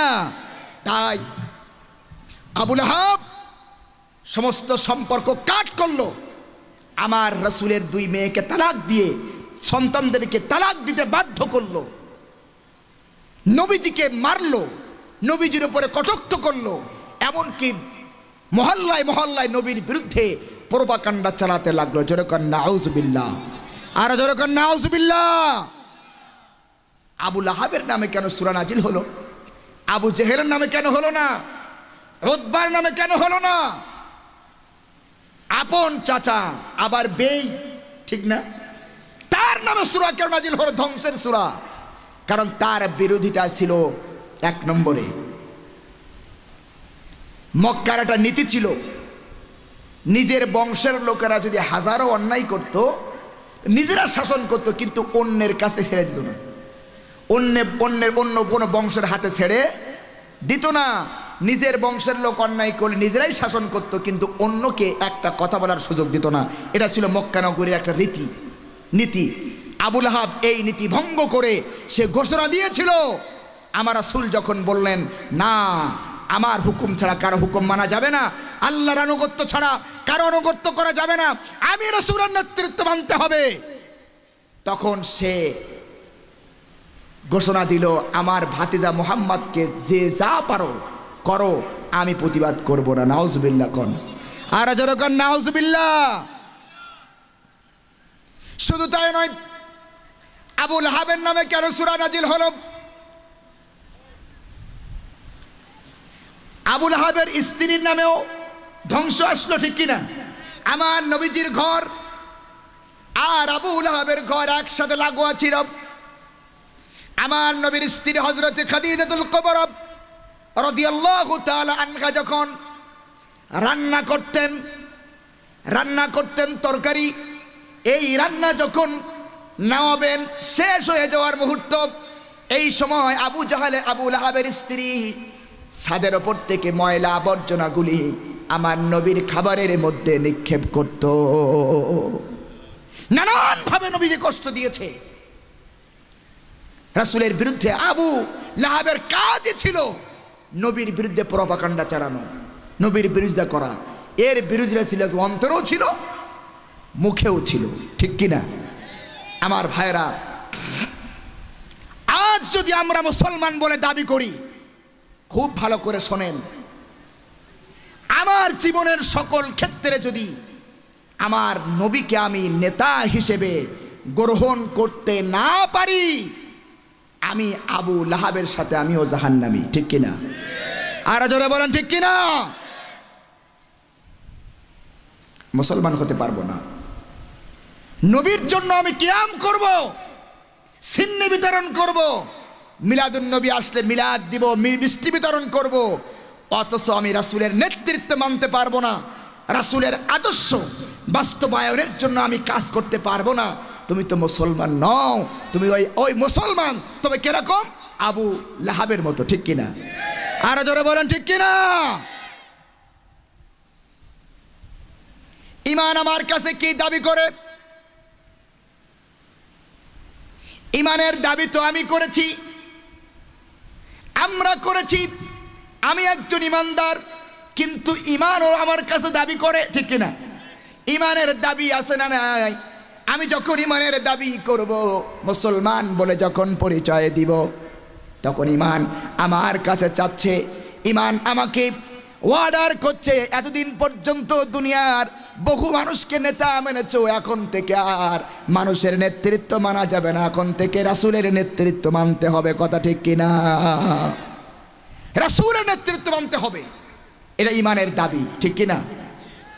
তাহলে এক নম্বর কাফের হচ্ছে আবু লাহাব, কুফরু ইনকার, সে মনেও ঘৃণা করেছে, মহাসত্যকে অস্বীকার করেছে, মুখেও করেছে, সেই জন্য সে কাফের হয়ে গেছে। কি হয়ে গেছে? এরপরে আসুন 2 নম্বর কুফরু কি? 2 নম্বর কুফর হলো কুফরু জুহুদ। জোরে বলেন কি? কুফরু জুহুদ। এটা কেমন কাফের? মনে স্বীকার করা, মনে মেনে নেওয়া, কিন্তু মুখে অস্বীকার করা, অন্তরে মেনে নেওয়া কোরআন আল্লাহর কিতাব, অন্তরে মেনে নেওয়া নবী আল্লাহর রাসূল, অন্তর বলে ইসলাম দিয়ে দেশ চালালে পরে সুন্দর হবে, মন বলে, কিন্তু মুখে স্বীকার করতে পারে না। এইরকম মুসলমান আছে না নাই? আর যেরকম আছে না নাই? মন বলে আল্লাহর কোরআন, মন সাক্ষী দেয় নবী আল্লাহর রাসূল, কিন্তু মুখে অস্বীকার করে। এর দৃষ্টান্ত হলো আবু জাহাল। এই আবু জাহাল কিন্তু কোরআন যে আল্লাহর কিতাব এটা মনে স্বীকার করেছিল, নবী আল্লাহর রাসূল এটা কিন্তু মনে স্বীকার করেছিল, ঠিক কিনা? কিন্তু মুখে অস্বীকার করেছে।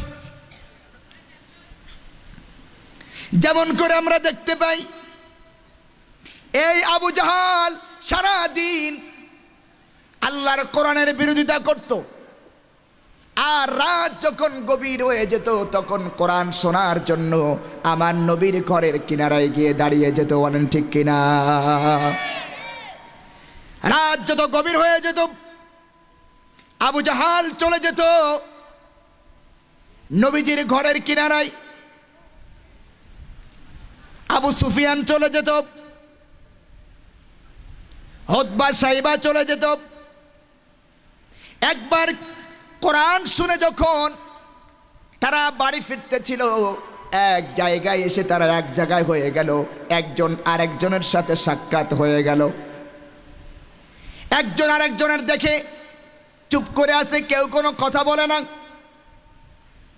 আবু সুফিয়ান বললেন, আবু জাহাল রে, যদি কিছু মনে না করো তাহলে একটা প্রশ্ন করি। আবু জাহাল বললেন, ঠিক আছে করো। আবু সুফিয়ান বললেন, আবু জাহাল, সারা রাত ধরে কোরআন শুনলাম, নবীজির মুখে এত মধুর তেলাওয়াত জীবনে কোনোদিন শুনি নাই। ঘুম তো দূরের কথা, দাঁড়ানো থেকে বসার ইচ্ছাও আসে নাই। কোন সুবহানাল্লাহ! এত সুন্দর তেলাওয়াত। ও আবু জাহাল, আমার মন বলে এই কিতাব মানব রচিত নয়, মানুষের তৈরি করা নয়, এটা যে আল্লাহর কালাম তাতে কোনো সন্দেহ নাই। সুবহানাল্লাহ! আবু জাহাল বলল, ঠিকই তো বলেছ, তোমার যেই চিন্তা ওই চিন্তা আমারও মন বলে কোরআন আল্লাহর কিতাব, কিন্তু সমস্যা হলো একটু আমরা সামনের দিকে এগিয়ে আসি, পেছনে ভাইদের জন্য বসার জায়গা করে দেন। সবাই এই সামনে অনেক জায়গা ফাঁকা আছে, সবাই একটু জিকির করুন, লা ইলাহা ইল্লাল্লাহ, আরো জোরে লা ইলাহা। সবাই সামনে সামনে আসুন। লা ইলাহা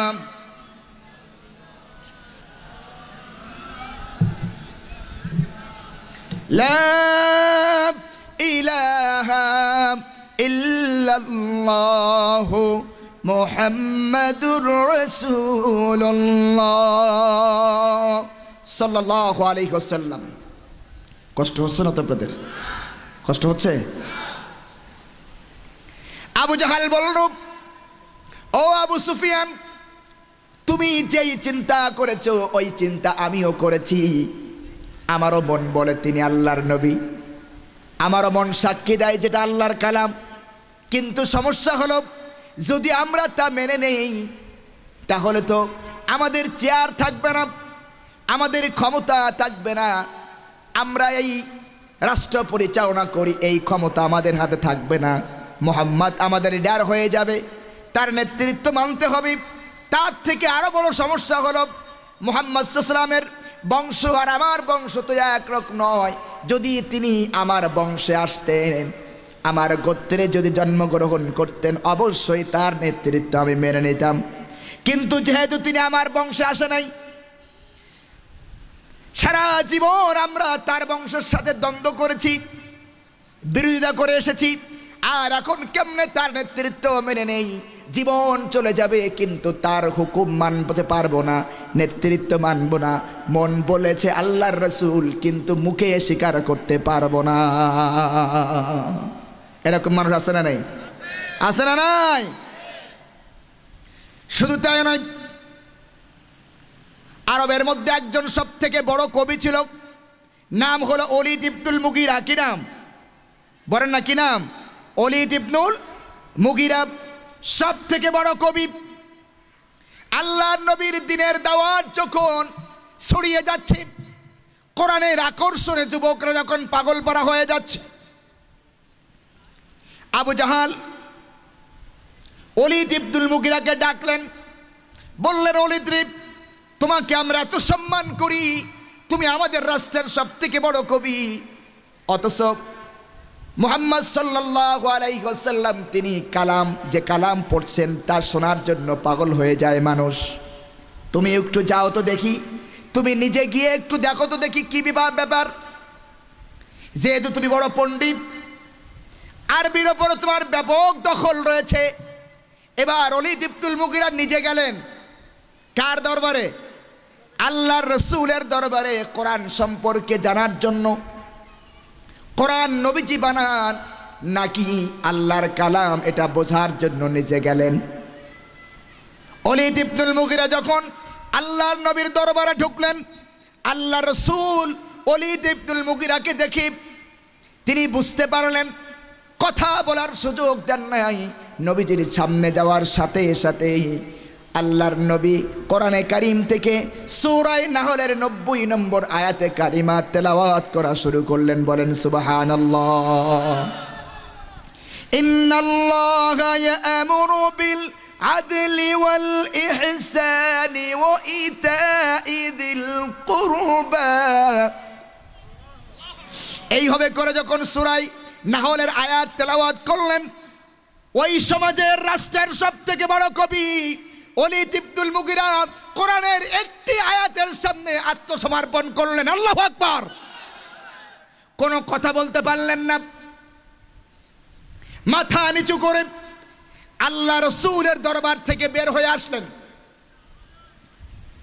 আবু জাহালরা অপেক্ষা করতে লাগলো মক্কার চত্বরে।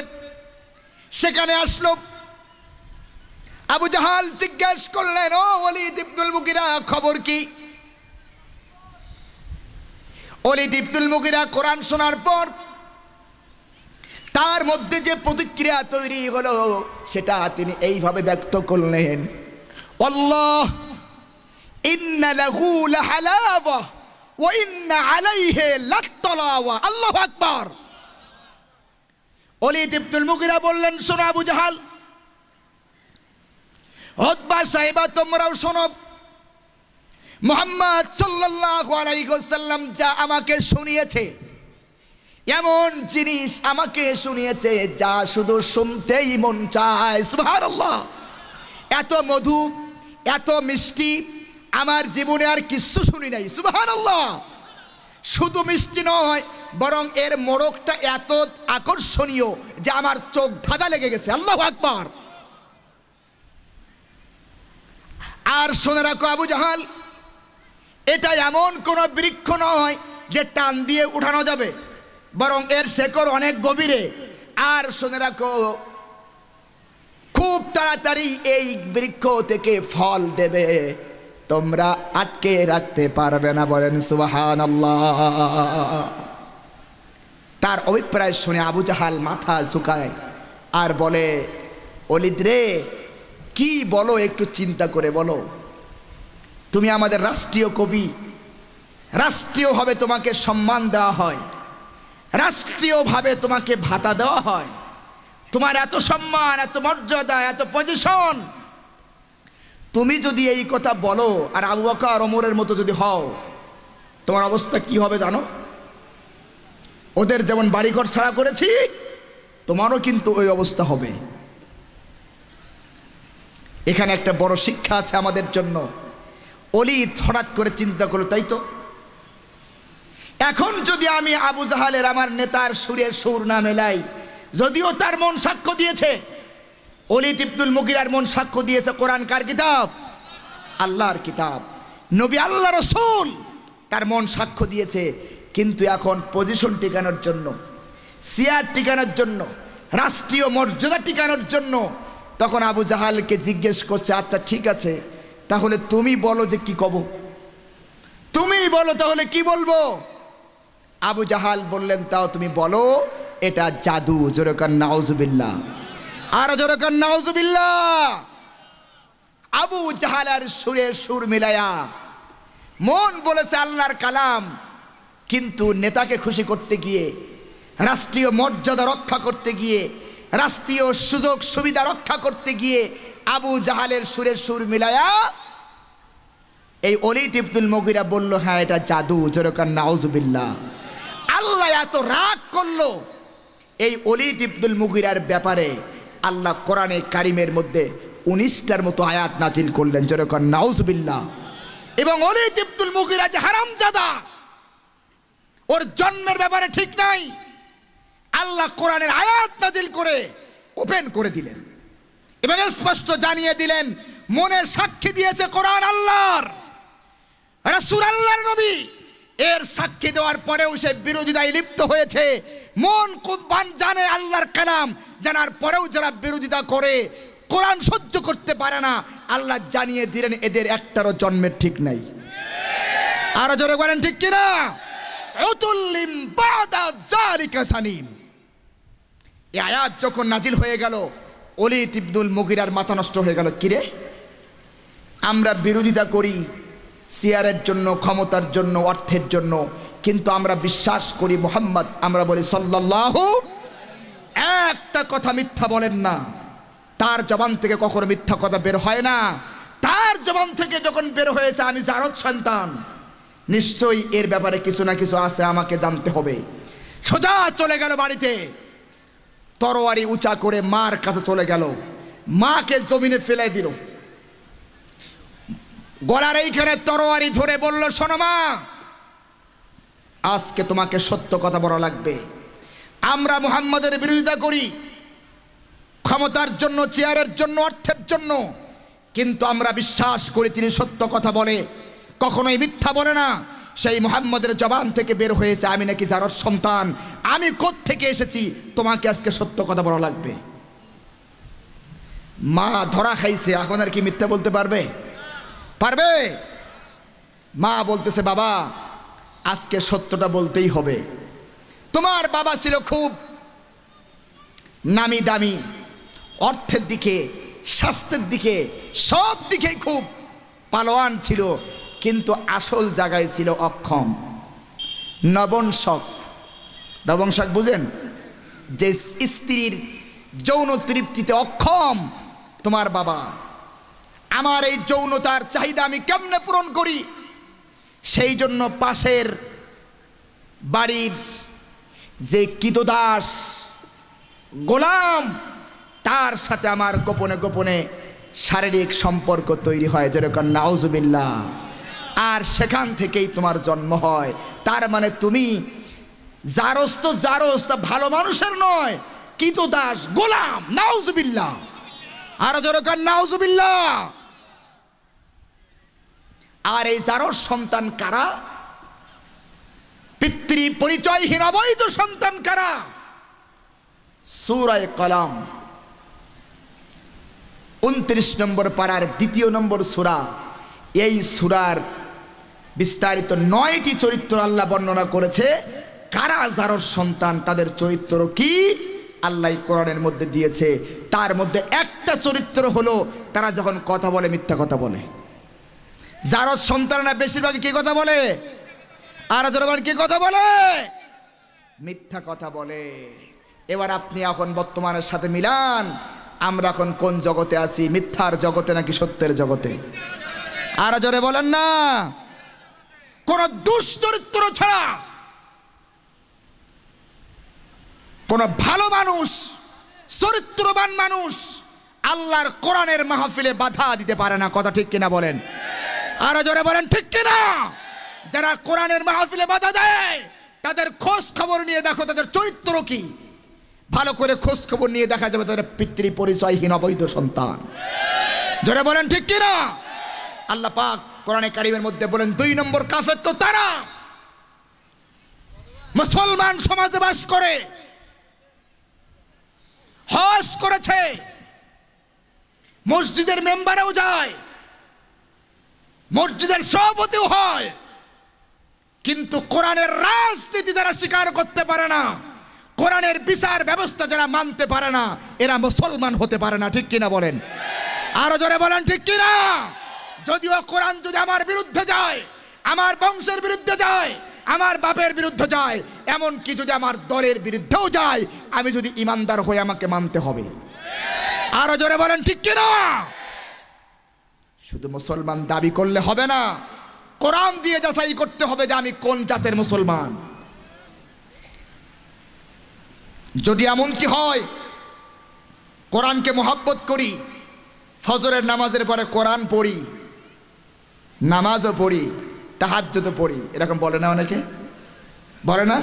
আমি তো ফজরের নামাজ পড়ি, কোরআন পড়ি, তাহাজ্জুদ পড়ি, আমি কি মুসলমান নই? এরকম বলে কিনা? বলে কিনা? হ্যাঁ তুমি মুসলমান, তুমি আবু জাহাল মার্কা মুসলমান। জোরে বলো ঠিক কিনা? তোমার এই মুসলমানিত্বের কোনো দাম নাই যদি তুমি কোরআনকে রাষ্ট্রীয় মর্যাদায় নিয়ে যাওয়ার স্বপ্ন না দেখতে পারো। তোমার মুসলমানিত্বের কোনো দাম নাই।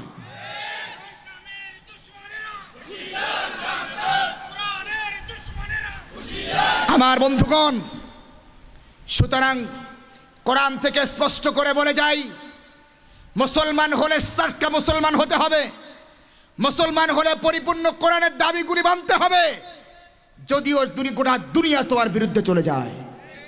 ঠিক কিনা? ঠিক কিনা? যদি এমনটি মনে করি সময় তো বেশি খারাপ, সময় আসলে আবার হুজুর আপনাদের সাথে আমরা আছি, আছে কিনা? আছে কিনা? অমুসলমান, একটু চিন্তা করে দেখো, সাহাবায়ে কেরামের সময় যতটা সময় খারাপ হয়েছিল ওই রকম খারাপ তো এখনো হয় নাই। ঠিক কিনা?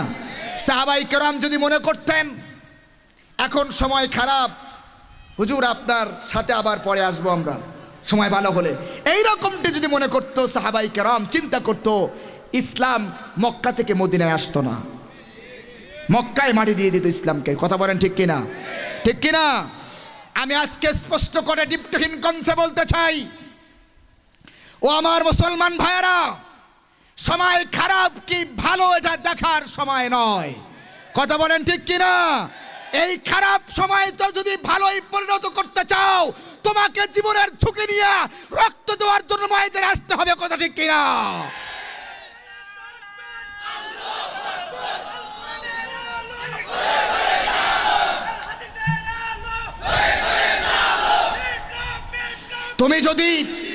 তুমি যদি ময়দানে না আসো, এই ময়দান ওই শয়তানরা ছাড়বে না। কথা ঠিক কিনা বলো? ঠিক কিনা? তোমাকে আসতে হবে। এই ময়দান তোমাকে ডাকছে, তোমাকে ডাকতেছে ইমানের পরিচয় দেওয়ার জন্য। পরিচিত পক্ষের ইমানদার তাদেরকে ডাকতেছে, ময়দান আসো, তোমাদেরই তো ময়দান। তোমরা আজকে ময়দান ছেড়ে দিয়েছো বলেই শয়তানরা দখল করেছে। ঠিক কিনা? আবার শক্তি নিয়ে ময়দানে আসো, এই ময়দান আল্লাহ পাক তোমাদের হাতে উঠায় দেওয়ার জন্য প্রস্তুত হয়ে আছে। কথা ঠিক কিনা? তাহলে 2 নম্বর, অন্তরে আপনি যতই মহাব্বত করেন ইসলামকে, অন্তরে যতই আপনি কোরআনকে মহাব্বত করুন, অন্তরে যতই রাসূলকে মহাব্বত করুন না কেন, মুখে মৌখিকভাবে বাস্তবে যদি আপনি কোরআনের শাসন বাস্তবায়ন যদি করার চেষ্টা না করেন, কোরআনকে যদি সমস্ত দুনিয়ায় ছড়িয়ে দেওয়ার চেষ্টা না করেন, তাহলে তো তুমি মুসলমান, তবে আবু জাহালের মতো। ঠিক কিনা? ঠিক কিনা? এরপরে 3 নম্বর কুফর হলো কুফরু ইনাত। জোরে বলেন কি? কুফরু ইনাত। এই কুফরু ইনাত কি? মহাসত্য কি? মনেও স্বীকার করলো, মুখেও স্বীকার করলো, মনেও বিশ্বাস করলো, মুখে স্বীকৃতি দিল, কিন্তু মানতে পারলো না, গ্রহণ করতে পারলো না। আছে না নাই? মনে স্বীকার করলো, মুখেও স্বীকার করলো, কিন্তু গ্রহণ করতে। তার দৃষ্টান্ত হলো আল্লাহ রসুলের সবচাইতে যে চাচা কষ্ট করেছে, আল্লাহর রসুলের চাচা আবু তালিব। কি নাম? আবু তালিব। আমার রসুলের জন্য কত কষ্ট করেছে। আল্লাহর নবীর দাদা আব্দুল মুত্তালিব যখন বিদায় নেবেন, এই বিদায়ের মুহূর্তে আমার রসুলের দাদা আমার নবীজিকে আবু তালিবের হাতে উঠাইয়া দেন, দিয়ে বলে যান, দেখো তার পিতা নাই, আমি এতদিন পর্যন্ত তার দেখভাল করেছি, এখন থেকে এই দায়িত্ব তোমার ঘাড়ে দিলাম, তুমি ওয়াদা করো তোমার জীবনের শেষ মুহূর্ত পর্যন্ত এই দায়িত্ব পালন করবে কিনা। আবু তালিব সেই দিন পিতার কাছে ওয়াদা করেছি, আমার জীবন থাকতে আপনার নাতি আমার ভাতিজা মুহাম্মদ, আমরা বলি সাল্লাল্লাহু আলাইহি ওয়াসাল্লামের একটা পশমের ক্ষতি আমি হতে দেব না। তার ওয়াদা রক্ষাও করেছে। আবু তালিব যতদিন পর্যন্ত বেঁচে ছিল আমার নবীর জন্য একটা গাছের মতো ছায়া দিয়েছে। ঠিক কিনা? আমার নবীজিকে কেউ কষ্ট দিতে পারে নাই, আঘাত করতে পারেনি। কাফেররা বারবার আবু তালিবের কাছে প্রস্তাব নিয়ে এসেছে, হয় তুমি সংশোধন করাও, আর না হয় মুহাম্মদকে আমাদের হাতে উঠায়া দাও। আবু তালিব বলেছে, না, আমি যতদিন পর্যন্ত বেঁচে আছি ততদিন পর্যন্ত আমার মুহাম্মদকে কেউ একটা গালি দিবে আমি বরদাস্ত করব না। আমার ভাইয়েরা, এই আবু তালিব নবীজির জন্য এত কষ্ট করল, এমনকি নবীজির জন্য জেলও খাটলো। ঠিক কিনা? ঠিক কিনা?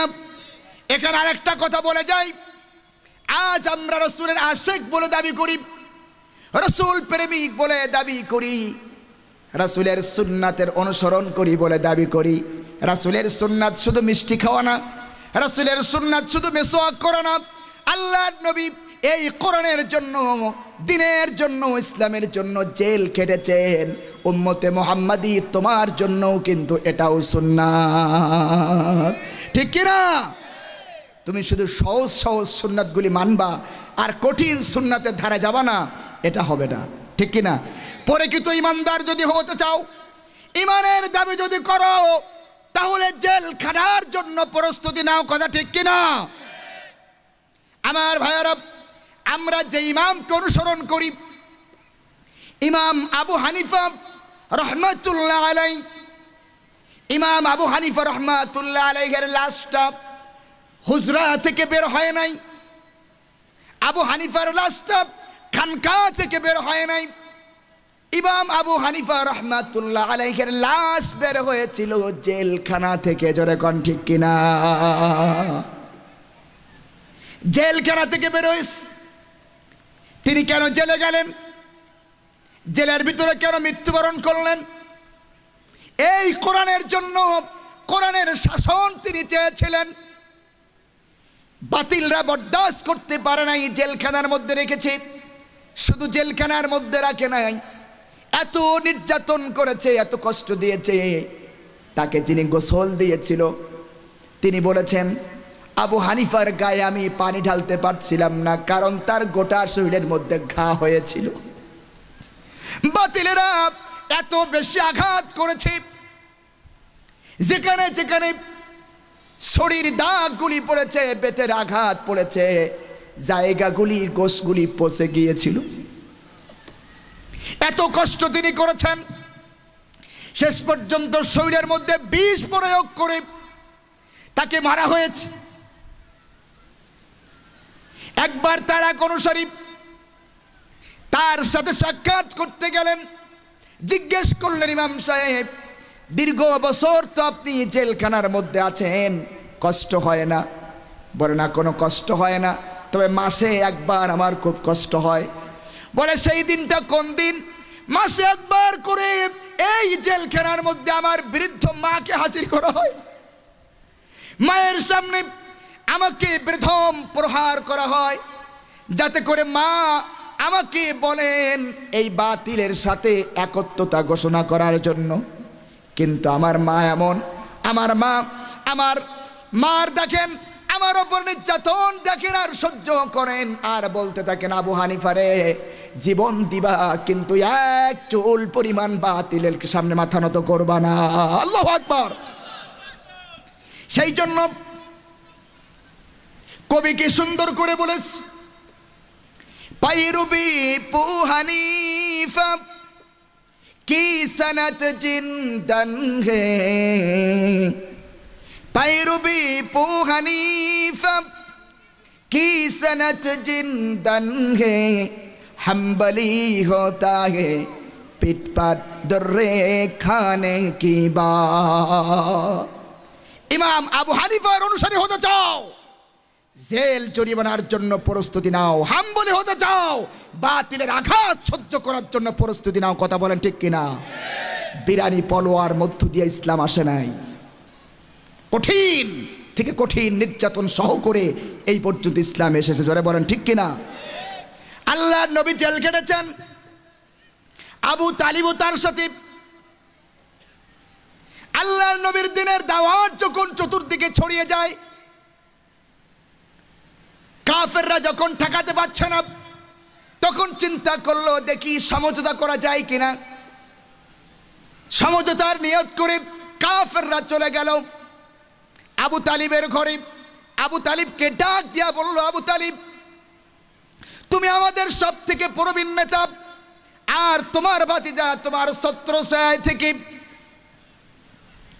আমাদের ধর্মের বিরোধিতা করেছে, নতুন ধর্ম আবিষ্কার করেছে। তোমার ভাতিজা কি চায়? সে কি নেতৃত্ব চায় নাকি ক্ষমতা চায় নাকি? যদি চায় আমরা তাকে ক্ষমতা দিয়া দেব। সে কি অর্থ চায় নাকি? যদি চায় আমরা নগদ অর্থ দিয়া দিব। এমন কি সে যদি কোনো সুন্দরী নারী চায় তাও আমরা ব্যবস্থা করব। বিনিময় আল্লাহর জমিনে আল্লাহর দিন কায়েমের আন্দোলন তাকে বন্ধ করতে হবে। জোরে কান নাউজুবিল্লাহ। আল্লাহর নবী যখন দাওয়াতের কাজ সেরে রাত্রে ঘরে আসলেন, আবু তালিব দৌড়ে গিয়া বললেন, রে ভাতিজা মুহাম্মদ, একটু দাঁড়াও, আমার কিছু কথা আছে। নবীজি দাঁড়িয়ে গেলেন, বললেন, চাচা কি বলবেন বলেন। আবু তালিব বলল, এই মক্কার বড় বড় লিডাররা আমার কাছে এসেছিল আর প্রস্তাব দিয়েছে, তুমি যদি ক্ষমতা চাও ক্ষমতা দিবে, অর্থ চাইলে অর্থ দিবে, নারী চাইলে নারী দিবে, বিনিময় ইসলামের দাওয়াত তোমাকে বন্ধ করে দিতে হবে। আল্লাহর নবী বললেন, চাচা, যেই কুরাইশ নেতারা আপনার কাছে এসেছিল তাদেরকে আপনি শুনিয়ে দিয়েন, লাউ ওয়াদাতিস শামস আলা ইয়ামিনি, লাউ ওয়াদাতিস শামস আলা ইয়ামিনি ওয়াল কমার আলা ইয়াসারি। আল্লাহ রাসূল বললেন, তাদেরকে শুনিয়ে দিয়েন, নারী ক্ষমতা আর অর্থ তো অনেক দূরের কথা। ওরা যদি আকাশের পূর্ণিমার চাঁদটা ধরে যদি আমার এক হাতে এনে দেয়, আর সূর্যটা ধরে যদি আমার আর এক হাতে এনে দেয়, এর বিনিময়ে আমি এক মুহূর্তের জন্য কালিমার দাওয়াত বন্ধ করব না। জোরে কোন সুবহানাল্লাহ।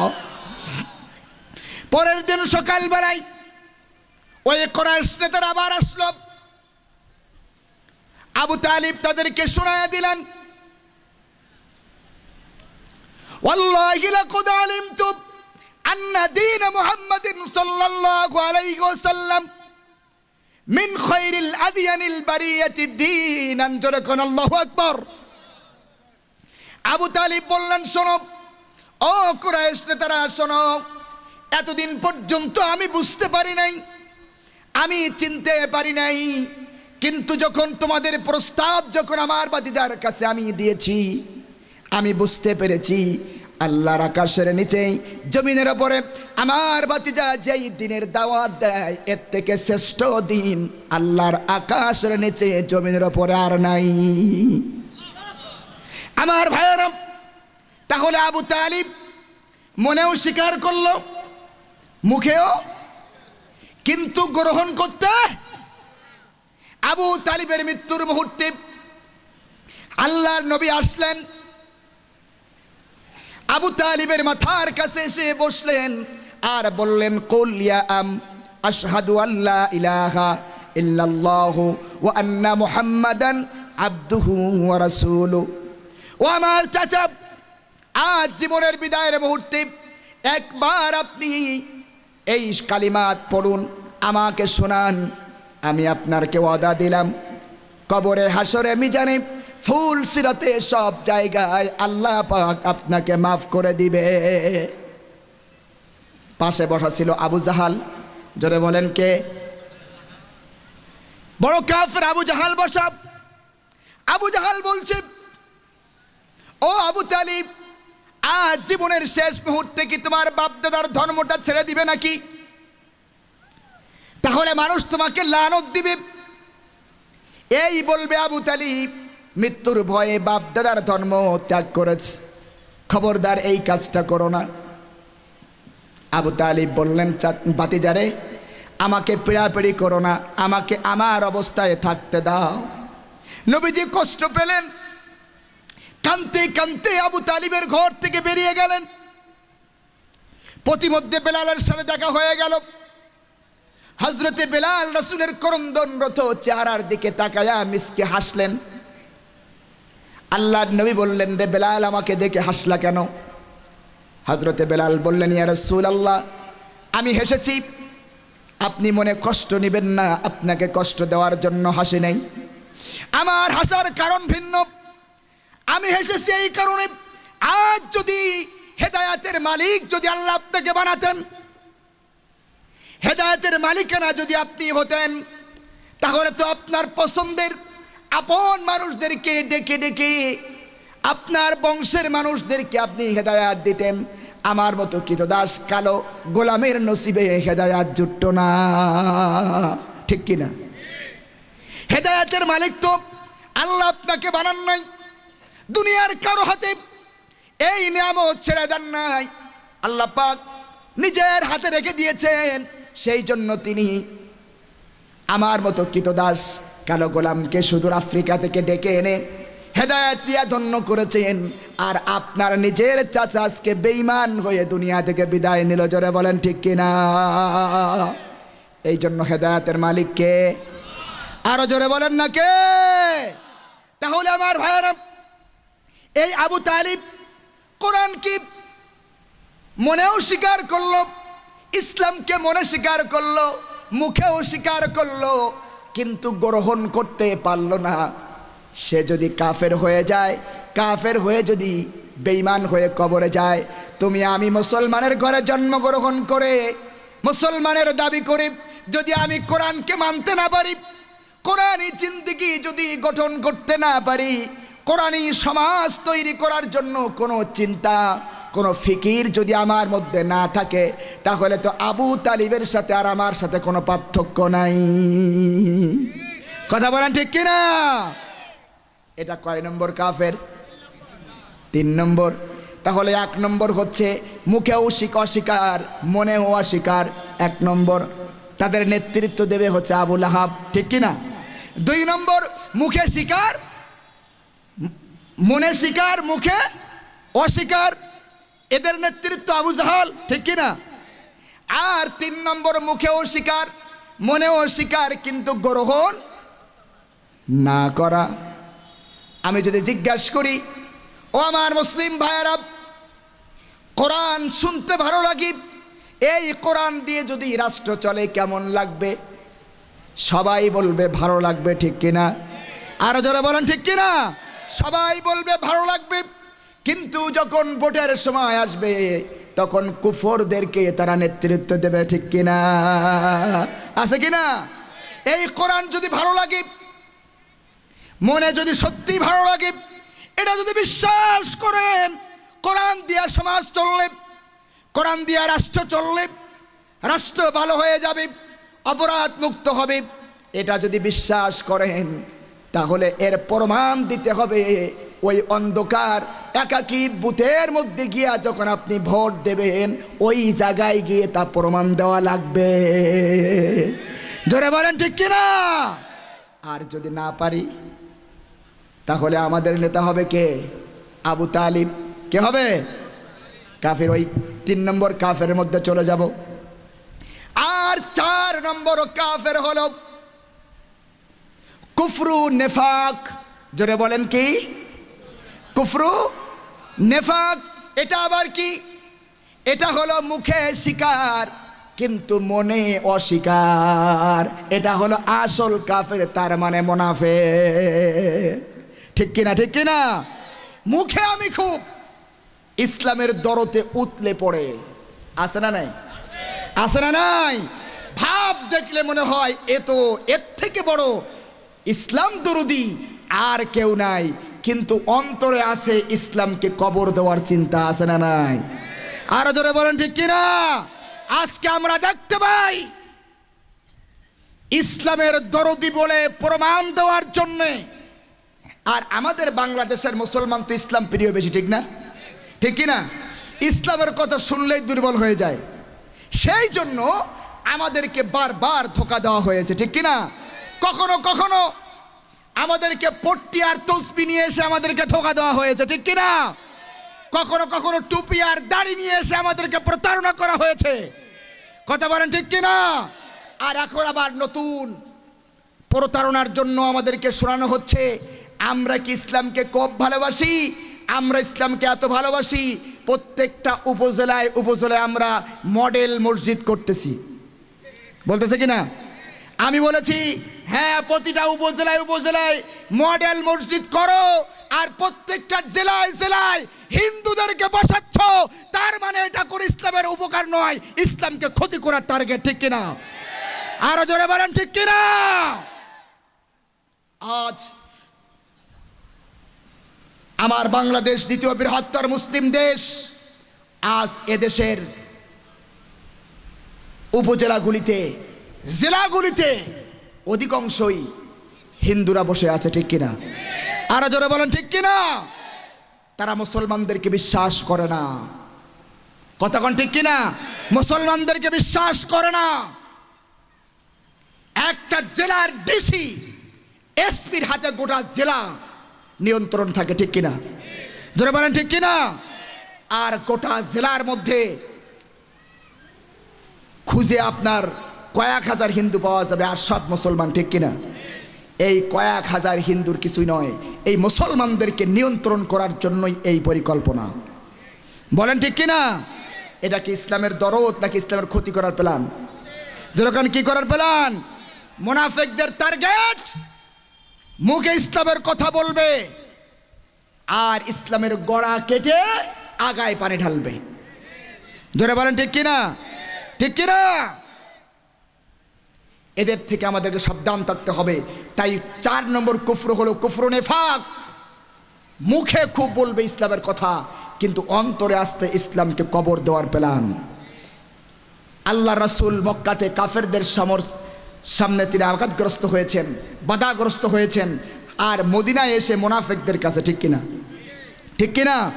আর এই মুনাফিকদের সর্দার ছিল আব্দুল্লাহ বিন উবাই। কে ছিল? আব্দুল্লাহ বিন উবাই। এই আব্দুল্লাহ বিন উবাই রাসূলের পেছনে নামাজ পড়েছে, এমনকি রাসূল যখন জুমার দিনে খুতবা দিতেন এটাকে রিলি করত, রাসূলের পেছনে নামাজ পড়তো, আর সবসময় রাসূলকে হত্যা করার পরিকল্পনা করত, ঠিক কিনা? ঠিক কিনা? আমার সমাজ রাষ্ট্রের মধ্যে এই ধরনের মুনাফিক তৈরি হয়ে গেছে। কথা ঠিক কিনা? আরো জোরে বলেন ঠিক কিনা? এই জন্য শুধু মুসলমান দাবি করলে হবে না, আমি মুসলমান আছি কিনা কোরআন ও সুন্নাহর দৃষ্টিতে আমাকে যাচাই করতে হবে। ঠিক কিনা? ঠিক কিনা? মুনাফিক আবার দুই প্রকার। কয় প্রকার? মুনাফিক দুই প্রকার। একটা হলো কাফের মুনাফিক, আরেকটা হলো ফাসিক মুনাফিক। মোল্লা আলী কারি রাহমাহুল বারি মিশকাতের সরার মধ্যে এই দুটি ভাগ করেছেন। যার আকীদার মধ্যে নেফাকি আছে, বিশ্বাসের মধ্যে নেফাকি আছে, সে হচ্ছে কাফের মুনাফিক। কি মুনাফিক? কাফের। আর যার আকীদা ঠিক আছে, বিশ্বাস ঠিক আছে, কিন্তু আমলের মধ্যে নেফাকি, এ হলো ফাসিক মুনাফিক।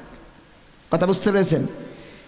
সেই জন্য আমাদের ইমানটাকে আমাদেরকে যাচাই করতে হবে যে আমার মধ্যে কুফর আছে কিনা। এই জন্য কালিমা যদি কেউ পড়তে চায়, কি দিয়ে পড়তে হয় কোন তো? না দিয়ে শুরু করতে হয়। কি দিয়ে? না মানে নাম অস্বীকার দিয়ে। লা ইলাহা ইল্লাল্লাহ। লা মানে হলো না। লা মানে কি? না। এই লার একটা তরবারি ধরুন, এই লার তরবারি দিয়া আপনার কলিজাটাকে এই কুফর থেকে আগে মুক্ত করতে হবে। ঠিক কিনা? লা মানে হলো না। এই সমস্ত কুফরের বিরুদ্ধে আপনাকে না বলতে হবে। ঠিক কিনা? ইয়ার পরিমাণ ফামান ইয়াকফুর বিত্তাগুত ওয়া ইউমিন বিল্লাহ। আগে ঈমান নয়, আগে কাফের হওয়া লাগবে। কিসের কাফের? তাগুতের কাফের। এই কুফরির বিরুদ্ধে আপনাকে জিহাদ ঘোষণা করতে হবে, এরপরে আপনাকে ঈমান আনতে হবে, তাহলে সেই ঈমান হবে সঠিক ঈমান। ঠিক কিনা? কারণ এই যে অন্তর, এইটা কিন্তু কখনো খালি থাকে না। যেমন কোনো পাত্র খালি থাকে না, হয় পানি তরল কিছু থাকবে, না হয় অক্সিজেন থাকবে। ঠিক না? ঠিক অনুরূপভাবে আপনার আমার অন্তর কিন্তু খালি নেই। হয় এখানে আল্লাহ বসবে, আর না হয় এখানে শয়তানের বাসা থাকবে। যতদিন পর্যন্ত ইসলাম গ্রহণ করেন নাই, কালিমা বুঝে শুনে পড়েন নাই, কুফর সম্পর্কে জ্ঞান অর্জন করেন নাই, অতদিন পর্যন্ত এই অন্তরের মধ্যে শয়তানের বাসা। ঠিক কিনা?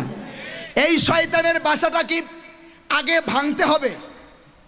শয়তান থেকে আমার আপনার অন্তরটাকে সাফ করতে হবে, এরপরে ঈমান সেখানে বসবে। ঠিক কিনা? তা না হলে বসবে না। আজকে যে আমরা ঈমানের পথে চলতে পারি না, বিভিন্নভাবে বাধাগ্রস্ত হই, অন্তরের কাছে হই, পরিবারের কাছে হই, সমাজের কাছে হই। অনেক সময় নিজের মনের চাহিদা পূরণ করতে গিয়া, সমাজের চাহিদা পূরণ করতে গিয়ে, পরিবারের চাহিদা পূরণ করতে গিয়ে অনইসলামিক কাজ আমাদেরকে করতে হয়। ঠিক কিনা? ঠিক কিনা? এগুলি এই জন্য হয় যে আমরা ঈমান আনার আগে যে কাজটা সেইটা করি নাই। ঈমান আনার আগে কুফর সম্পর্কে জানতে হবে। ঈমানের পথে কারা বাধা দেবে তাদেরকে আগে চিনতে হবে, তাহলেই ঈমানের পথে চলা আপনার জন্য আমার জন্য সহজ হয়ে যাবে। ঠিক কিনা? ঠিক কিনা? এইভাবে করে কুফরটাকে বর্জন করে ঈমান আনার পর এবার ঈমানের দাবি আছে না নাই? জোরে কোন আছে না নাই? হুজুর আসবেন, উনি আলোচনা করে 10:30 বেজে গেছে, আপনারা বেশি কষ্ট পাবেন, এই জন্য উনি এত তাড়াতাড়ি আসুক। উনি আসা পর্যন্ত আমি চালিয়ে যাবো ইনশাআল্লাহ। কষ্ট হচ্ছে আপনাদের? কষ্ট হচ্ছে?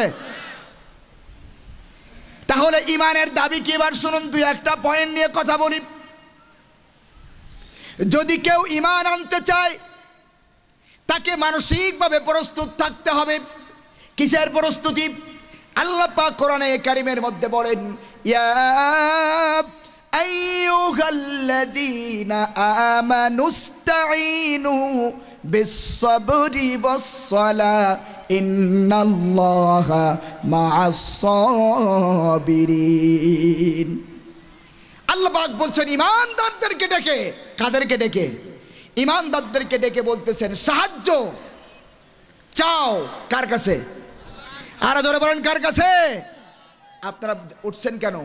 প্রধান মেহমান আসবেন, তার কথা শুনবেন তো আপনারা। বসেন। ঈমানদারদেরকে ডেকে সাহায্যের কথা বলতেছেন কে? যারা বলেন কে? তাহলে যদি এক স্পষ্ট কথা, ইমান যদি আপনি আনতে চান, ইমানের পথ কিন্তু ফুল বিছানো নয়। ইমানের পথে চলতে গিয়ে কিন্তু আপনি বিরানি পলোয়ার হাদিয়া পাবেন না।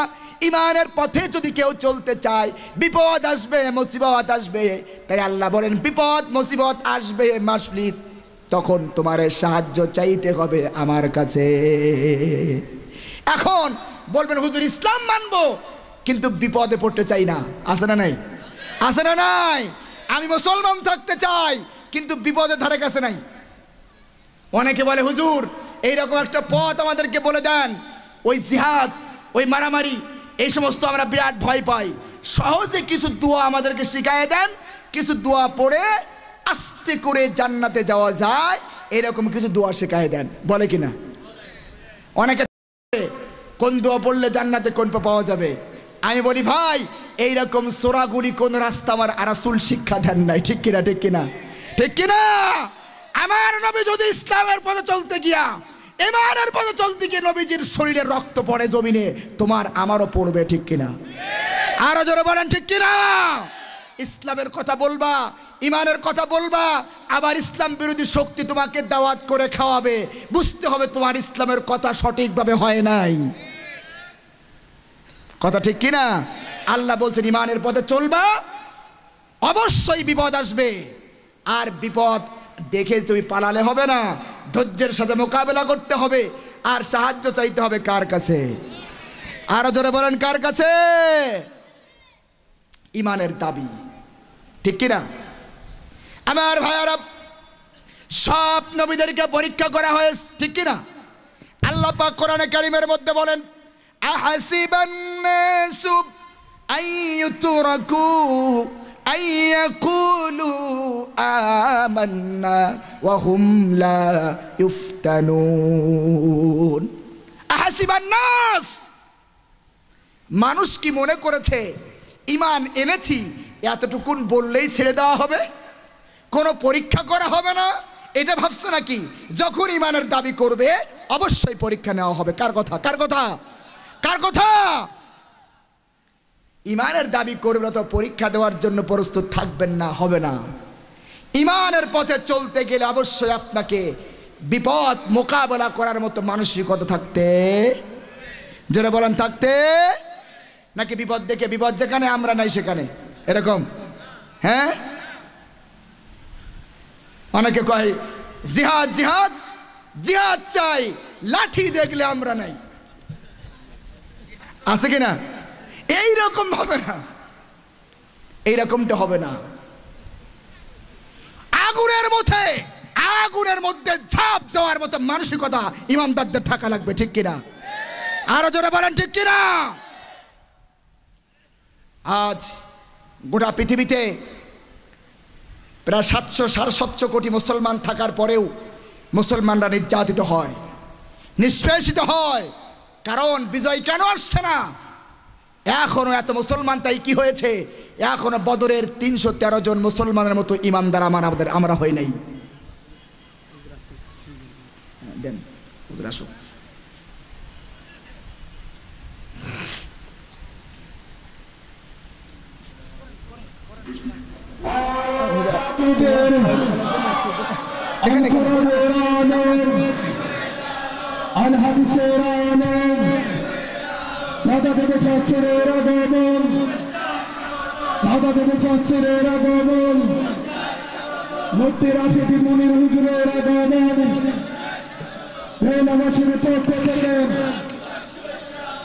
আলহামদুলিল্লাহ, আমাদের প্রধান মেহমান, কাঙ্ক্ষিত মেহমান, আমার খুব কলিজার ভাই। অনেক আগে একবার আমরা এক জায়গায় প্রোগ্রাম করেছিলাম বৃষ্টির মধ্যে, ভাই মনে আছে? বৃষ্টির মধ্যে অনেকদিন পরে দেখা হলো। ওনার কথা আপনারা শুনবেন, আলোচনা শুনবেন। আমি আলোচনা এখানে শেষ করছি।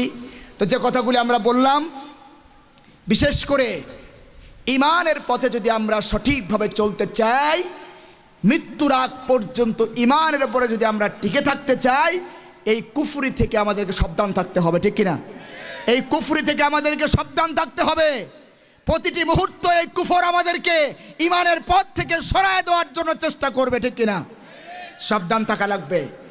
আর ইমানের দাবি পূরণের জন্য আমাদেরকে প্রস্তুত থাকতে হবে।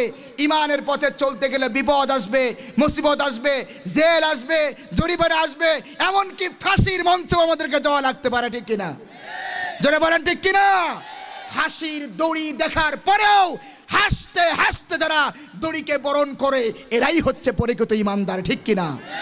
বাতিলের কাছে মাথা নত করে না, ইসলামের পথ ছেড়ে দেয় না, এরাই হচ্ছে ইমানদার, ঠিক কিনা?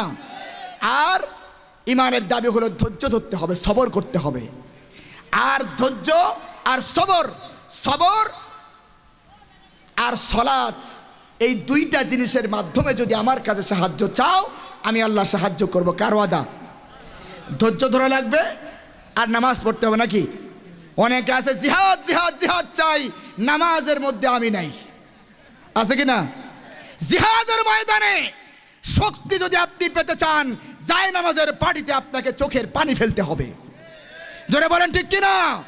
সাহাবাই কেরাম রাতের আধারে তাহাজ্জুদের নামাজে চোখের পানি ফেলেছেন, আর দিনের আলোতে জিহাদের ময়দানে বাতিলের বিরুদ্ধে অস্ত্র ধারণ করেছেন, আল্লাহ বিজয় দান করেছে, ঠিক কিনা? ঠিক কিনা? এখন নামাজের মাধ্যমে আমাদেরকে ফাতাহাজ্জাত বিহি নাফিলাতাল লাক আসা আইয়াবা আসাকা রাব্বুকা মাকামাম মাহমুদা। আমাদের কাঙ্ক্ষিত মঞ্জিলে যদি আমরা পৌঁছাতে চাই, তাহাজ্জুদ পড়ে পড়ে আমাদেরকে কাঁদতে হবে, ঠিক কিনা? ঠিক কিনা? তাহাজ্জুদের নামাজের চোখের পানি, ইমানদারের চোখের পানি, এটা আল্লাহ বিফলে দেন না, আল্লাহ এটা জমা রাখেন, ঠিক কিনা? জমা রাখেন। দুনিয়ার মানুষের তৈরি করা আবিষ্কৃত অস্ত্র, এই অস্ত্র আমাদের উপরে যখন প্রয়োগ করবে, যদি ইমানদারের চোখের পানি আল্লাহর কুদরতি কায়দায় জমা থাকে, ওই পানি আল্লাহ পাক এই দুনিয়ার অস্ত্রকে ফেল করে দিবে, ঠিক কিনা? চোখের পানি দরকার, চোখের পানি ফেলতে হবে, কেঁদে কেঁদে আল্লাহর কাছে চাইতে হবে। ইন্নাল্লাহা লা ইউগাইয়িরু মা বিকওমিন হাত্তা ইউগাইয়িরু মা বিআনফুসিহিম। আল্লাহ বলছেন ওই জাতির ভাগ্যের পরিবর্তন অতক্ষণ হবে না যতক্ষণ তাদের ভাগ্যের পরিবর্তনের জন্য নিজেরা চেষ্টা। আমরা যদি চেষ্টা না করি, আল্লাহ কি ফেরেশতা দিয়ে দেবে নাকি? আমাদের চেষ্টা যেখানে শেষ, আল্লাহর রহমত সেখান থেকে শুরু, ঠিক কিনা? ঠিক কিনা? আমরা আমাদের শক্তি নিয়ে বসে আছি, আল্লাহর কি তাই পড়েছে নাকি যে বিজয় দেবে? সব শক্তি নিয়ে ময়দানে আসুন, আপনার শক্তি শেষ হয়ে গেলেই আল্লাহর রহমত শুরু হবে, ইনশাআল্লাহ। ইনশাআল্লাহ আল্লাহ যেন আমাদেরকে তৌফিক দেন, আমরা যেন মৃত্যুর আগ পর্যন্ত ইমানের পথে অটল থাকতে পারি। আল্লাহ কবুল করুন, আমরা বলি আমিন। সমস্ত প্রকার যে 4 প্রকার কুফরের কথা বললাম, এই কুফর থেকে আল্লাহ আমাদের সকলকে হেফাজত করুন। আমি সকলের কাছে দোয়া চাই, আমার জন্য দোয়া করবেন। আল্লাহ পাক যেন কোরআনের কথাগুলি স্পষ্ট করে মানুষকে বোঝানোর তৌফিক দেন। বোঝানোর যে ছোট্ট মানুষ তো স্বাস্থ্যও নাই, গোলাও নাই, তো কোরআনের কথা বলার জন্য যে স্বাস্থ্য দরকার, যে কণ্ঠ দরকার, আল্লাহ যেন দয়া করে গোলামকে দেয়, এই দোয়া আপনাদের সকলের কাছে চাচ্ছি। এরপরে সকলের কাছে বিদায় নিচ্ছি। আসসালামু আলাইকুম ওয়া রাহমাতুল্লাহি ওয়া বারাকাতুহু।